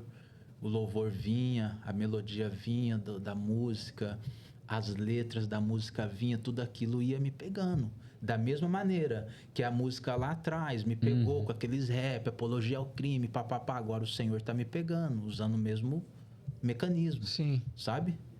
É como a passagem da Bíblia que diz que se por um caminho Satanás se levanta e vem contra você, por 10 caminhos ele fugirá de você. Mas esse processo, por 7 caminhos, obrigado, meu amor, ele fugirá de você. Mas é um processo que, para que ele venha e fuja, você tem que permanecer no Senhor. Então eu comecei a permanecer. Por mais que dentro de mim existisse uma inadequação para estar ali, eu comecei a permanecer. A Amanda, muito importante. Nossa, cara, hoje, o homem que vocês veem hoje é 90% Amanda. Usada por Deus para me transformar nessa pessoa que eu sou hoje. Deixa eu falar, a mulher tem um poder gigantesco na vida do cara. Eu não vou falar 99%, porque senão eu vou ficar muito descredibilizado. E, Rogério, uma dúvida que eu tenho é assim, essa base que você construiu foi toda em cima de uma igreja que ela é muito mais, como que eu posso dizer? Radical? Não radical, mas ela é muito mais engessada, né, do que o que a gente tem hoje. Como que foi essa transição para você, cara? Porque a Poema, ela é disruptiva, né? Sim. Foi o que me pegou, por exemplo, né? Eu acho que se eu tivesse tido um contato inicialmente com uma igreja como a que você teve, eu acho que eu não teria ido. Porque já tinha acontecido antes, eu acho que eu teria batido ali e voltado. Nada contra, respeito pra caramba os irmãos e tal. Hoje, né? Hoje, como um cara que aceitou Jesus também e tal, eu reconheço Jesus. Que exatamente, eu sei o que está sendo feito ali e a importância daquilo e tal, mas eu acho que eu teria tido essa ferida, essa casca de entrada, né? Como que foi para você transicionar e por quê? Cara, para mim, nesse primeiro momento, a coisa mais importante que poderia acontecer era eu ir para um lugar onde ia me trazer conceitos bíblicos com restrições para mim como pessoa, aí conceitos religiosos, porque eu estava saindo de um lugar totalmente pecaminoso, cheio de situações. Imagine eu com essa mentalidade num lugar onde eu tenho liberdade. Eu não ia ter maturidade para lidar com essa liberdade. Eu não ia me responsabilizar por essa liberdade que Cristo me dá. Então, para mim, foi importantíssimo estar num lugar onde as pessoas me ensinaram, dentro de uma religiosidade, por exemplo, cara, você não pode beber. Não é bíblico, é religioso. Mas para mim foi importante, porque eu vinha de um conceito onde a bebedice fazia parte da minha vida desde os 13 anos. Você curou um extremo com o outro, só que agora na direção correta. Tem pessoas que são assim, né? Então, tem que levar o extremo. Eu sou muito grato a Jesus por ter me inserido nesse lugar. Sabe? Ali eu aprendi a conhecer a Cristo. E como eu estava dizendo, nos cultos, cara, Amanda falava para mim, você tem que aceitar Jesus. E eu falava, cara, quando Jesus tocar meu coração, eu vou aceitar. Quando Jesus tocar meu coração, eu vou aceitar. Mas Jesus já estava à porta batendo fazia tempo. A resistência era minha. E aí o Senhor tem suas formas de nos quebrar. A palavra de Deus diz que, no livro de Ezequiel, que Ele é o Deus que esmiuça a penha. Isso quer dizer, Deus é um Deus que pega uma pedra, que é o nosso coração, e esmiuça. Você sabe o que é esmiuçar uma parada? Sabe o pó do cerol? Pó de vidro para soltar pipa, mete no cerol e tal. Cara, é Deus dizendo, cara, eu vou reduzir a dureza do seu coração a pó. Vou soprar um vento e não vai sobrar nada. Entendeu? Então foi exatamente isso que Deus fez comigo. E aí nos louvores, eu ali aí comecei a me conectar de verdade. Depois de, sei lá, 1 mês, 2 meses, 3 meses ali, eu entrava na igreja, a gente tinha o costume, ajoelhava, orava, começava o louvor. Aí eu fechava os olhos, me desligava de tudo, das coisas naturais. É muito comum. Hoje eu para orar, eu gosto de fechar os olhos.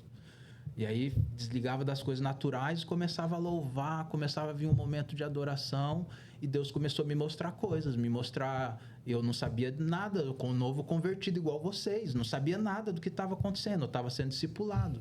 E Deus começou a me mostrar, eu com um paletó, com gravata, no altar, no púlpito da igreja pregando e não sei o quê. Aí eu comecei a chorar.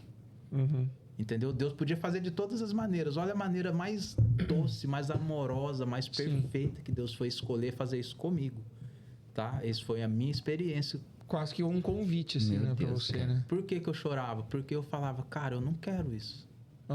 Aí depois eu dizia, Senhor, passei da razão, da parte da negação e falava, Senhor, eu não tenho condições disso. Aí depois, por último, eu dizia, Senhor, tudo bem, eu aceito isso. E aí a coisa foi crescendo, eu fui sendo discipulado, tendo desejo de batizar. O batismo foi um dia inesquecível. Cara, eu fui de bike, meu discipulador, meu amigo Hudson, falou, ó, tal hora eu passo aqui na sua casa, te pego. Acordei cedo, falei, Hudson, tá demorando muito, ele não vai vir, vamos de bike. Catei a Amanda, fui de bike, entendeu? Tamanha era a ansiedade. Aí depois do batismo eu vinha de bike, eu fui dizer pra ela, amor, eu tô leve, vida, eu tô me sentindo tão leve. E foi assim que Jesus foi me pegando nesse lugar de religiosidade. Ao passar do tempo, a gente foi construindo uma caminhada com o Senhor e tudo, eu comecei a perceber que a religiosidade me prendia. Eu tinha vontade de fazer algumas coisas, era convidado para ir pregar em algumas igrejas, em alguns lugares. Não pode. Ah, por que não pode? Não pode. A gente não tem aliança com aquela igreja. A gente não tem aliança com essa igreja. Não pode. Mas você já começou a pregar, você já pregava nas igrejas. Nesse contexto aí já tinha passado o quê? 1 ano e pouco. Entendeu? Eu sei que vai cortar, então tem como eu ir no banheiro? Eu tô muito... Vai. Pode ir. Dá pra ir? Tá. Eu sei que vai cortar você. Sei que... Pode ir. Ela Marca o levantou. tempo aí, ô Fiozão. Só Pode ir. Eu tô muito apertado, senão eu não... Ai, Vai lá. Tá acabando também. Fica tranquilo. tá dando até dor aqui. Vai lá. Parece aluno pedindo pra ir no... Caraca, aí você vê o cara hoje, tipo... Mó bonzinho, cara. Um coração gigantesco. Meu Deus. Como Deus muda, né, cara? As pessoas, tipo... E não é, tipo, ninguém. Foi Deus tocando nele, né? Porque não adiantava falar, né? É só o Espírito Santo mesmo pra mudar o cara. Imagina, você imaginava ele assim? Então, Tipo, ele todo bonzinho, imaginava que ele era do crime e assaltava, imagina. É muito louco isso. foi na hora que eu fui no banheiro, por que ele foi preso mesmo? O que ele fez? Ele foi fazer assaltar um assalto num comércio. No dia de Natal. Dia 24 de Natal. dezembro. E ele ficou dentro do comércio, um outro cara esperando ele no carro e um outro conseguiu fugir, né? Dois caras conseguiu fugir. Ele ficou no comércio e aí o amigo dele também que tava no carro foi preso também. Ele e o amigo. Eu ia perguntar do filho dele, cara. Como que foi, né? Tipo, ele veio... Que ele tem o filho dele tinha 1 mês, né? 1 mês quando ele foi preso. Doideira, né, cara? Nossa, e hoje você viu o Juan? Você já viu o filho dele, não, né? Não. No dia que eu conheci ele, foi no dia que eu... Acho que foi uns 2 dias depois que o Juan tinha sofrido um acidente de carro. Ah, foi no GC. Foi no GC. Nossa, eu também me deu Meu Deus, eu- aqui. Não, dele falando do papel me pegou ali. Meu Deus, cara, jogando papel, tipo... Ai, Jesus amado. Bom, se acostuma. Que é cada episódio é uma parada nova. É, Você aprende pra caramba, né, cara? Cada É episódio doideira. é uma parada nova. doideira. Aí eu tô com vontade de beber, mas já tá acabando também, né? Já. Testemunho dos outros que mais nos ensina, né? Nossa, Poxa, pra demais, né, caramba! cara? Demais, cara. Demais. Não, não. Pô, eu quero uma camisa dessa antes de ir embora, velho. Onde é que eu arrumo? Na igreja? Poema? Lá na igreja. É, Mas, Efésios 2:10 é a origem do nome do poema. mas aí só vai ter domingo. Só. Vai ter que levar pra mim. Eu levo pra você, pro Vai Brasil. para quando? Sexta. Vamos ver se Foi eu amanhã. consigo pegar com a Rebeca. Vamos lá? Bora. Bora. Volta você com a pergunta. Alguma coisa. Tá. Ô, Rogério, e aí em que momento que a Poema entrou na sua vida e por que a Poema, cara? Cara, a Poema é um lugar de muita liberdade, né? E até a gente chegar na Poema, embora a Poema seja de Taubaté e a gente ali de Ubatuba, a gente veio conhecer a Poema aqui. Porque no contexto cristão congregacional que a gente vivia, eu comecei a ter convites de pregação e eu não podia ir. Eu dizia pro pastor, eu fui convidado para ir pregar em tal lugar, para dar o testemunho e tal. As pessoas viam o que Jesus estava fazendo na minha vida, era inquestionável a mudança, assim. E as pessoas me chamavam para pregar. Mano, vem pregar na igreja aqui, trazer uma palavra, dar o testemunho. E aí eu ia falar com o pastor, por uma obediência e tal, não sei o quê. E o pastor dizia, não, essa igreja não. E aí eu dizia... E você era pastor? Não, você só ia testemunhar. Eu era diácono na igreja, obreiro, servia na igreja, mas ainda não tinha nada com relação a pastor. Apesar de que Deus sempre usava alguém para me dar uma palavra... Falando que você ia ser. Que eu ia me tornar um pastor, que ele queria como pastor, que ele me via... que ele tinha me entregado um cajado nas minhas mãos e tudo mais. Eu tentava me preparar para isso. E os convites vinham. E aí, não pode. E eu dizia, por quê? Porque não tem aliança com essa igreja. E isso começou a me incomodar, foi a primeira coisa. Para chegar na Poema, para eu te dar essa resposta, eu tenho que voltar nisso. Claro. Porque era maravilhoso eu estar ali e estar sendo transformado naquele ambiente, sabe? Naquele ciclo de congregacional de irmãos, de pastoreio e tudo mais. Mas eu comecei a perceber que tinha uma certa restrição que não era bíblica.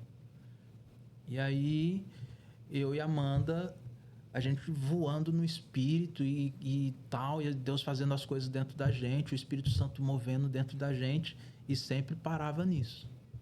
Não pode. Nessa igreja, não. E às vezes eu ia, mesmo com não. E pouquíssimas vezes, mas às vezes eu ia.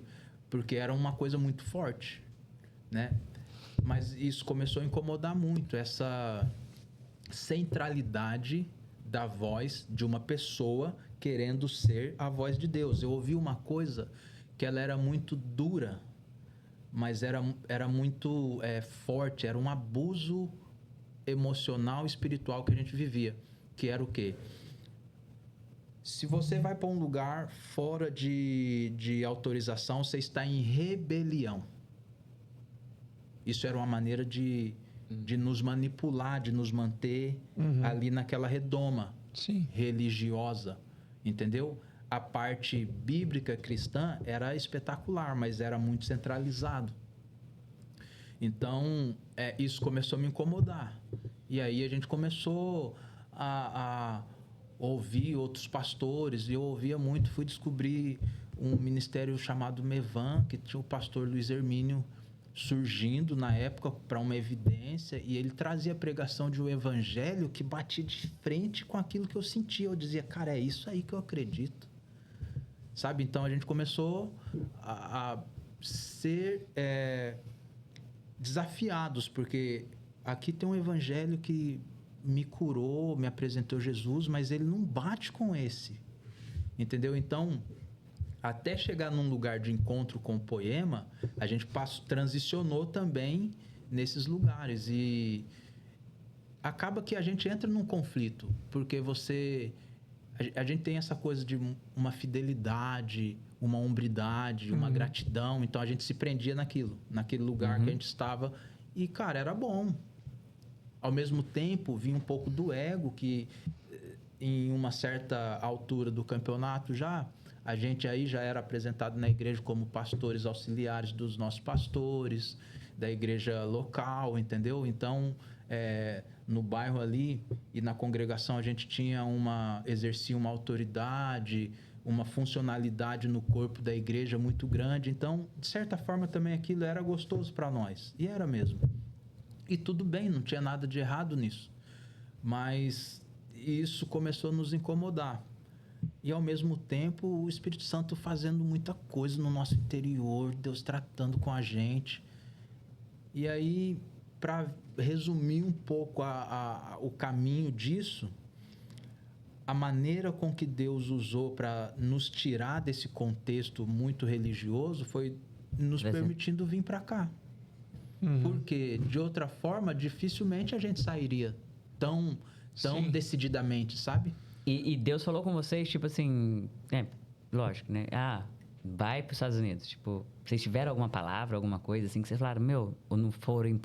Ou então foi alguma empolgação. Tipo, não, vamos para lá e vamos ver o que dá. Então, eu contei um pouco do contexto de vida meu que eu tive. Imagine você qual era a minha perspectiva de um dia vir para os Estados Unidos, depois de todo esse contexto de vida. Nenhuma. Eu não tinha. Até porque você tinha antecedentes, né? Tipo, criminais, como Exato, é que você ia? não tinha nenhuma Meu Deus, perspectiva. cara, verdade. Então, uma vez em 2014, comecinho de 2015, 2019, né? 2019. Comecinho de 2019, nós viajamos para a casa dos meus avós, lá em Minas Gerais, em Ladainha. No contexto de roça, simplicidade, eu fui conversar com um amigo nosso lá que tinha morado aqui. E aí ele, com o meu filho, com o Natan no colo, falou para mim, cara, você nunca pensou em ir para os Estados Unidos e tal? Eu falei, não. Ele falou, cara, morei lá e tal, você é um baita profissional, isso que você faz lá seria excelente para você, você ia se dar bem. Foi a primeira menção de, tipo, você nunca pensou em ir para os Estados Unidos? Foi assim. Aí, no final, era um dia de festa e tal. Tava comemorando o aniversário meu e da minha irmã, janeiro de 19. Aí, no final de tudo, comentei com a Amanda. Falei, vida, tal pessoa falou isso comigo e tal. Aí ela falou, eu topo. Eu falei, já pensou, gente, Estados Unidos e tal? Foi a primeira menção, sim, Estados Unidos. Eu nunca tinha pensado... Eu nasci, cresci, casei, morando no mesmo bairro. Caraca, eu não tinha uma perspectiva nem de mudar. Eu sabia que Deus ia me enviar para algum lugar. Você não tinha saído do país ainda? Não tinha nem saído da cidade direito. Eu saía de Ubatuba, ia em Minas Gerais, ia em alguns lugares, assim... São Paulo eu fui conhecer depois de velho já, mano, que eu não saía. Então, não tinha uma perspectiva de morar fora do país. De repente, a gente volta dessa viagem e aí a gente comunica aos nossos pastores que a gente queria orar com relação aos Estados Unidos, que talvez Deus estivesse nos apontando para isso.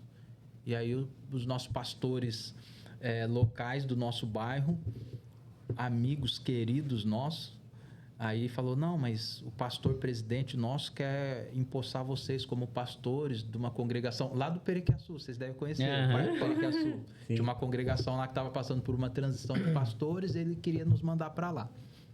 Falei, pastor, eu acho que não vai ser saudável para a igreja, porque a igreja está passando por muitas transições de pastores, e aí se a gente for para lá e Deus confirmar esse lance dos Estados Unidos, a igreja vai se ferir ainda mais, porque num curto espaço de tempo, a igreja vai se acostumar e tá ali sendo liderada por nós, daqui a pouco a gente vai sair.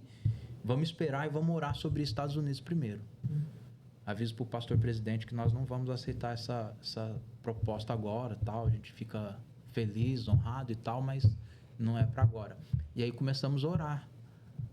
E, cara, aí Deus começou a falar. Porque até então, o meu amigo tinha falado comigo. Isso entrou no nosso coração e a gente começou a pensar. Fica empolgado, a né? gente voltou de Minas Gerais para Ubatuba, comunicamos isso para o nosso pastor local. E falamos, pastor, vamos orar com a gente com relação a isso. Aí, nessa que a gente começou a orar, aí Deus começou a comunicar através de vozes externas sobre isso. Era costume da igreja que a gente fazia parte de se reunir nos cultos de Santa Ceia ou em alguns congressos. Todas as igrejas, congregações dos bairros se reuniam na igreja sede, que não era muito grande, mas quando se reunia todo mundo, dava lá umas 800, quase 1.000 pessoas. E aí, um pastor chamado Vitor Hugo estava numa desses congressos, desses eventos que a igreja fazia, e a Amanda era ministra do louvor na época. E aí, terminou o louvor, o pastor que ia pregar, que é o Vitor Hugo, subiu. E antes dele começar a pregar, a gente estava sentado ali na frente, junto com os pastores e tal. Aí ele aponta para Amanda, manda ela levantar e começa a entregar uma palavra para ela.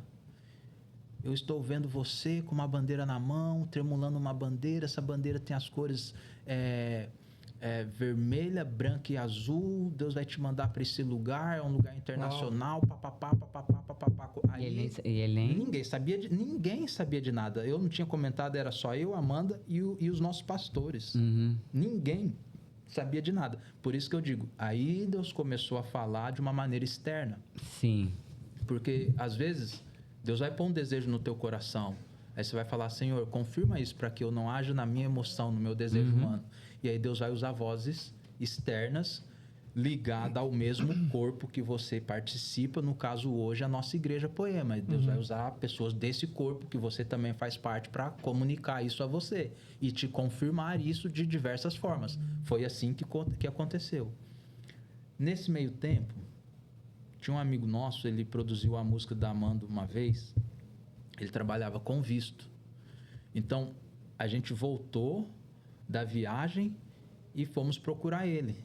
Porque quando ele foi gravar a música da Amanda, ele falou, quando vocês quiserem ir para os Estados Unidos e tal, vocês vão me procurar, que eu vou tirar o visto de vocês. Mas isso, nesse momento que ele falou... nem tocou. Não, nada. Tipo, o cara falou nada. Aí, quando a gente voltou, a gente lembrou, daí a gente foi procurar ele. Aí ele falou como é que era Estados Unidos, papapá, falou, vamos marcar a entrevista. Eu falei, cara, mas o que precisa?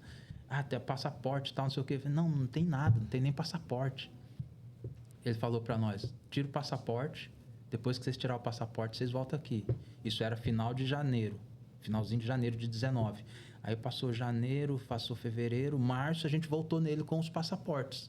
E aí Deus começou a falar essas coisas.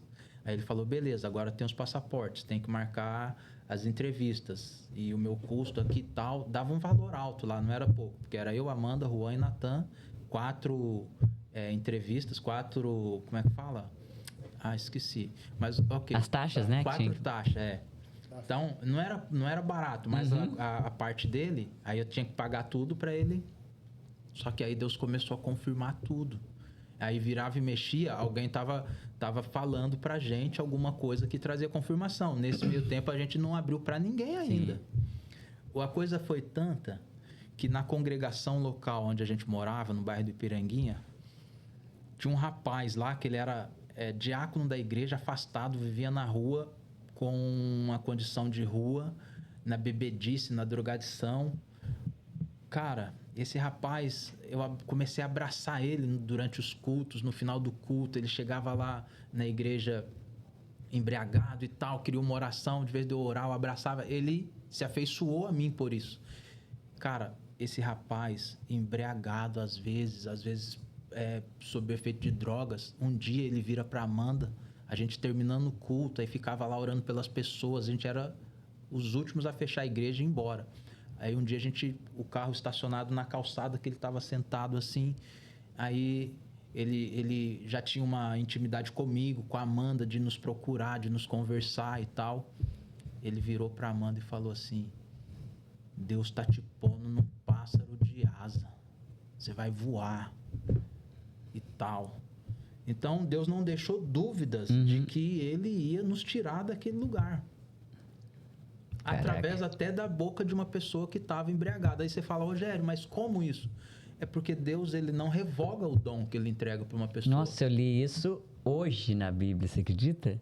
Li isso hoje. Deus não revoga, Ele entrega o dom. Se a pessoa não se comportar, não se comportar de acordo com o que Ele chamou, a pessoa perder a salvação por comportamento errado dela, Caraca. ele vai pro inferno com o dom e tudo. Deus não tira.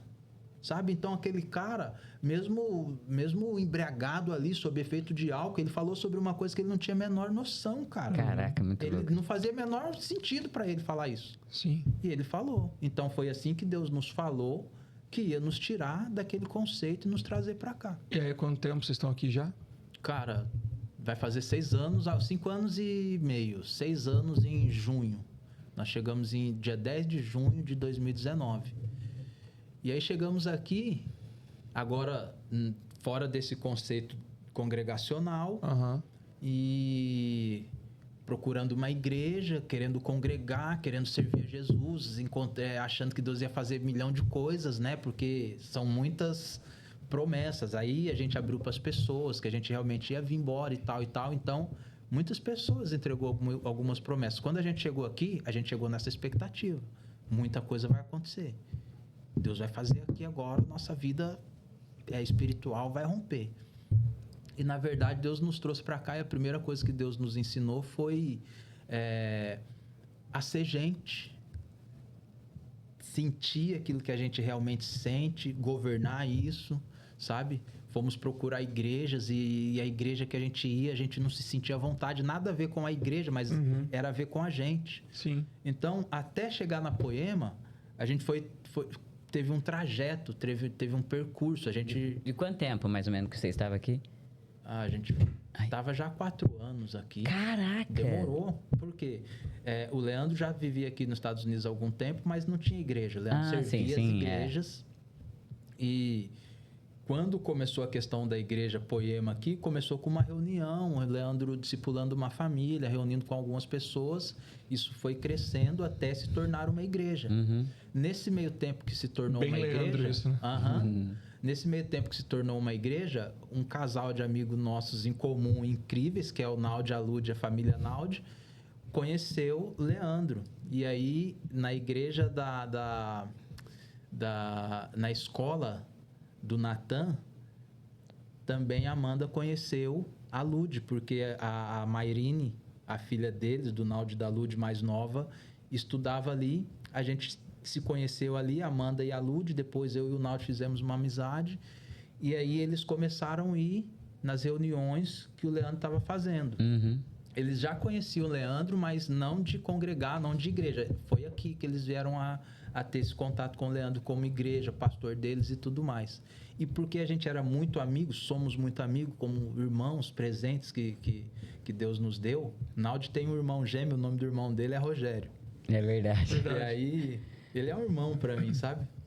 Ele nos convidou, porque nesse período nós estávamos fazendo culto nas nossas casas. A gente congregou numa igreja, servindo a igreja aqui, a Kissimmee Christian Church, por 2 anos e pouco. E aí Deus comunicou no nosso espírito. É um tempo de transição, se desliguem da igreja. E aí a gente entendeu isso e nos desligamos da igreja. E ficamos por cerca de 1 ano e pouco tendo culto na nossa casa. Caraca. Eu, Amanda... nossa família, depois começou a ouvir algumas pessoas e tal, e era maravilhoso os cultos na nossa casa. Nesse período, o Naldi e a Lud esteve na nossa casa uma vez tal, e depois começaram a participar dos cultos com o Leandro e nos falou. Aí a Amanda falou, queria ir lá conhecer e tal. Pô, eles levam um monte de gente pra igreja, né, cara? Que a gente também, foi e eles. Aí, a Amanda foi um dia, o Juan, nosso filho mais velho, quis ir, que ia ter um flow lá, uma parada, um culto, né? Aí o Juan quis ir, o Naldi convidou ele, e aí a Amanda foi com eles num domingo, eu não fui. Aí a Amanda voltou falando amor e tal, não sei o que, você tem que conhecer a igreja, você tem que ir lá, você tem que ir lá. Falei, tá bom, eu vou. Daí Isso foi num culto de domingo. A igreja ainda estava praticamente uma igreja secreta, assim, não estava aberta para o público. Ia as pessoas que já estavam ali com o Leandro convidavam. Então, foi assim que foi sendo aberta aos poucos. E aí... Meio clandestino. Quase isso. Que nem nosso GC aquela vez, né, mano? E aí, isso foi num culto de domingo, aí no meio da semana ia ter uma reunião chamada Flow lá, que era só o louvor e tal, aí eu fui. A Amanda falou, amor, vai rolar isso lá e tal, vamos lá? Eu fui. Cara, quando eu fui, eu me derramei na presença do Senhor, como já havia um tempo que eu não fazia. Ai, Assim, delícia. aquela presença, assim, aquele derramar, foi algo muito especial. Foi assim que eu fui conhecer Poema, foi assim que nós fomos conhecer o Leandro, porque até então, apesar de ser Taubaté e Ubatuba, e no tempo que a gente estava em Ubatuba servindo a Jesus ali, já existia Poema, Poema foi crescendo. Cara, eu nunca tinha ouvido sequer falar. E tudo bem. Sim. Eu acho que Eclesiastes 3 diz que Deus faz todas as coisas belas ao seu tempo, que Deus fez todas as coisas belas ao seu tempo. Então, foi exatamente isso. Foi muito belo o momento que Deus preparou pra gente conhecer Poema aqui. Eu acredito que pra mim foi a mesma coisa, cara. Imagina, a Poema era na rua da minha casa, Uau. em Taubaté. Você subia a rua Caramba, da minha bicho. casa, E virava era a esquina, assim, era Poema. perto da Dutra, né? Literalmente. Eu vi meus amigos indo pra lá e adorando e falando muito bem. E, cara, é muito legal e tal. E eu tava blindadão naquela... Falei, meu, E imagina, aí mas um nunca, cara, a gente foi nunca. comprar um carro e o cara leva um carro pra gente e ele fala, esse Sim, carro esse aqui é do Leandro, lá da pastor Poema. Daí eu olhei o tá, carro, legal. gostei do carro, mas daí acabei decidindo por outro, não comprei. Então, assim, muitas vezes, sabe, ocasiões que podiam ter me levado a conhecer ele lá e sempre com E o pessoal excelentes sempre falou referências. bem da Poema. Sempre com excelentes sempre. referências e tal. E nunca aconteceu. Foi acontecer quando? Aqui, Agora. na hora certa, Como no que lugar pode, certo, né? Muito louco. E, cara, a gente tá acabando o episódio, tá? Eu queria agradecer, história, assim, magnífica sua. Eu queria só falar uma coisa pra você antes, que assim... Tudo isso que você contou, ele confirma muito o que a gente sente de você, no final das contas, sabe? Porque a forma como a qual você se apresentou para nós na igreja foi uma forma com acolhida, com humildade, e isso transparece exatamente o que você se tornou, sabe? Eu ouço essa história sobre você e eu não consigo nem imaginar esse Rogério que já existiu, sabe? Um cara que já passou pelo crime, que já passou pela droga e tal, porque você aniquilou esse cara dentro de você, né? Jesus aniquilou esse cara dentro de você. E é isso que você passa pra gente hoje. Então eu tenho muito orgulho, cara, de ter um cara como você liderando a gente, né? É uma dádiva que a gente tem. E eu queria agradecer pela sua vida, mano. Obrigado mesmo. Esse episódio é muito importante pra mim. Bonitinho. Quer me fazer chorar, né, mano? Desse jeito. Obrigado vocês, mano. Obrigado vocês. Pra mim, é uma honra poder estar aqui. Sei que pessoas incríveis, de renomes, já estiveram aqui. E poderia estar uma pessoa de renome aqui.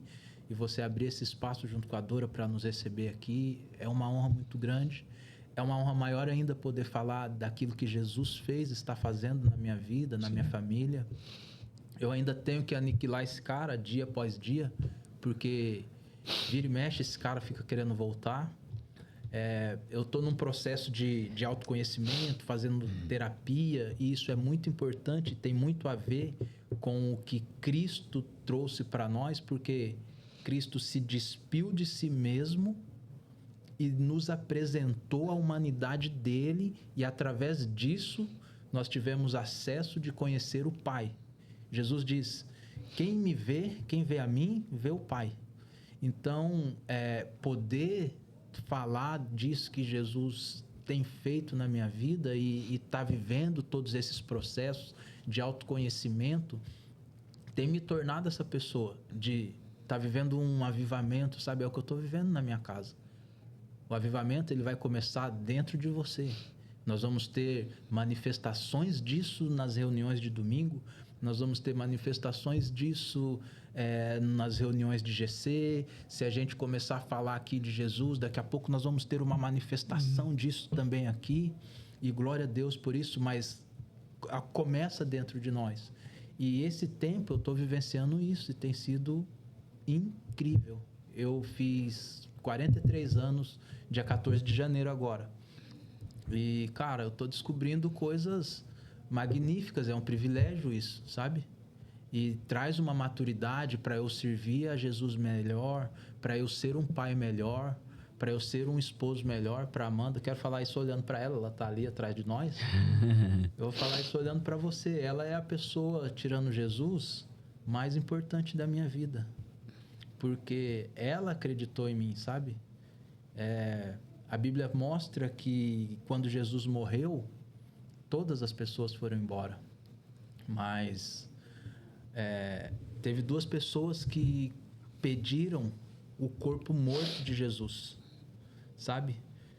Muitas pessoas, na hora que parece que você não tem mais nada para oferecer, era o caso aparente do corpo morto de Jesus. Muitas pessoas, cara, não vai querer estar com você, não vai apostar as fichas delas em você.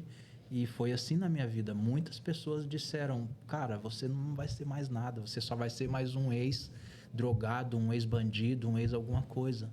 E ela foi a primeira pessoa que falou, cara, eu vou estar com você. Aonde você for, eu vou com você. Sabe? E ela me fala isso até hoje. Se você estiver seguro em Jesus, aonde você for, eu vou com você. Então, viver esse momento e estar falando dessas coisas hoje só é possível por pessoas como ela, que acreditou em mim. Estar aqui falando só é possível porque pessoas como você estão acreditando em mim. Pessoas como Leandro acreditam em nós. Pessoas como nossos amigos, Naldi e Lud, acreditaram em nós. Nossas famílias. Então, eu quero agradecer muito a vocês por essa oportunidade, agradecer a Jesus por estar contando essa história através da minha vida, sabe? Eu não tinha nada para oferecer e ele foi lá e pegou esse cara e tá mudando esse cara, eu tô me tornando essa pessoa. Então isso é incrível. Obrigado, gente. Meu Deus, cara. Obrigado mesmo. Que podcast. Ai, Jesus. E a gente agradece, porque... Agradece a Deus, né? Primeiramente, por ter colocado vocês na nossa vida. E a gente... Eu, né? Até orava muito por isso. Por ter amigos que eu pudesse compartilhar de Deus, sabe? Porque... Até então eu não podia falar, porque a minha amizade não era assim. Se eu ficasse falando de Jesus ali, pô, o que tá acontecendo? E eu orei por isso, sabe? Hoje eu vejo que Deus está apresentando os amigos dele, mas muito, muito, através de vocês, que também foi quando a gente chegou na igreja, vocês... você né, principalmente chegou e falou, vocês têm um GC? E tal, e aí foi aonde a gente começou, né, o nosso GC em casa. Então, a gente é muito grato demais. E até quando a gente ia fazer o podcast, antes de vir pra cá, me deu uma felicidade tão grande que eu falei, olha com quem que a gente vai fazer o podcast hoje, que a gente ama demais, sabe? E é gostoso estar na presença de vocês. Então, eu falei, caraca, mano, olha com quem... Tipo, se fosse antes, eu poderia estar falando... Pô, se fosse um famoso, sabe? A gente fala, nossa, que legal, o famoso tal, vem... E hoje não, hoje a gente só quer fazer podcast com quem fala de Jesus, sabe? Que traz algo pra gente que é muito bom. E é isso. Era pra eu terminar, né? O podcast agora, mas não consegui. Glória a Deus. Só queria que vocês soubessem que isso é muito importante na nossa vida e que a gente quer estar com vocês, assim, por muitos e muitos anos. Não deixa a gente na mão, tá bom? Não larga da gente, por favor. Até quando Jesus voltar, estaremos Amém. juntos. Não Amém. passa essa liderança de ser pra nós. Não vem não, porque eu tive... de lá, não. É porque eu tive um sentimento aqui no meio da coisa. Eu falei, não quero. Eu quero vocês sempre com a gente. E é isso, gente. Não era pra terminar assim, né? Mas obrigado por quem ficou até agora. Quer falar alguma coisa? Não, se inscreve no canal e dá uma moral. Vamos levantar esses episódios aqui. Se você tá gostando, compartilha pra alguém. E E é nóis. até mais. Beijo, fiquem com Deus. Obrigado, mano. Olha ali.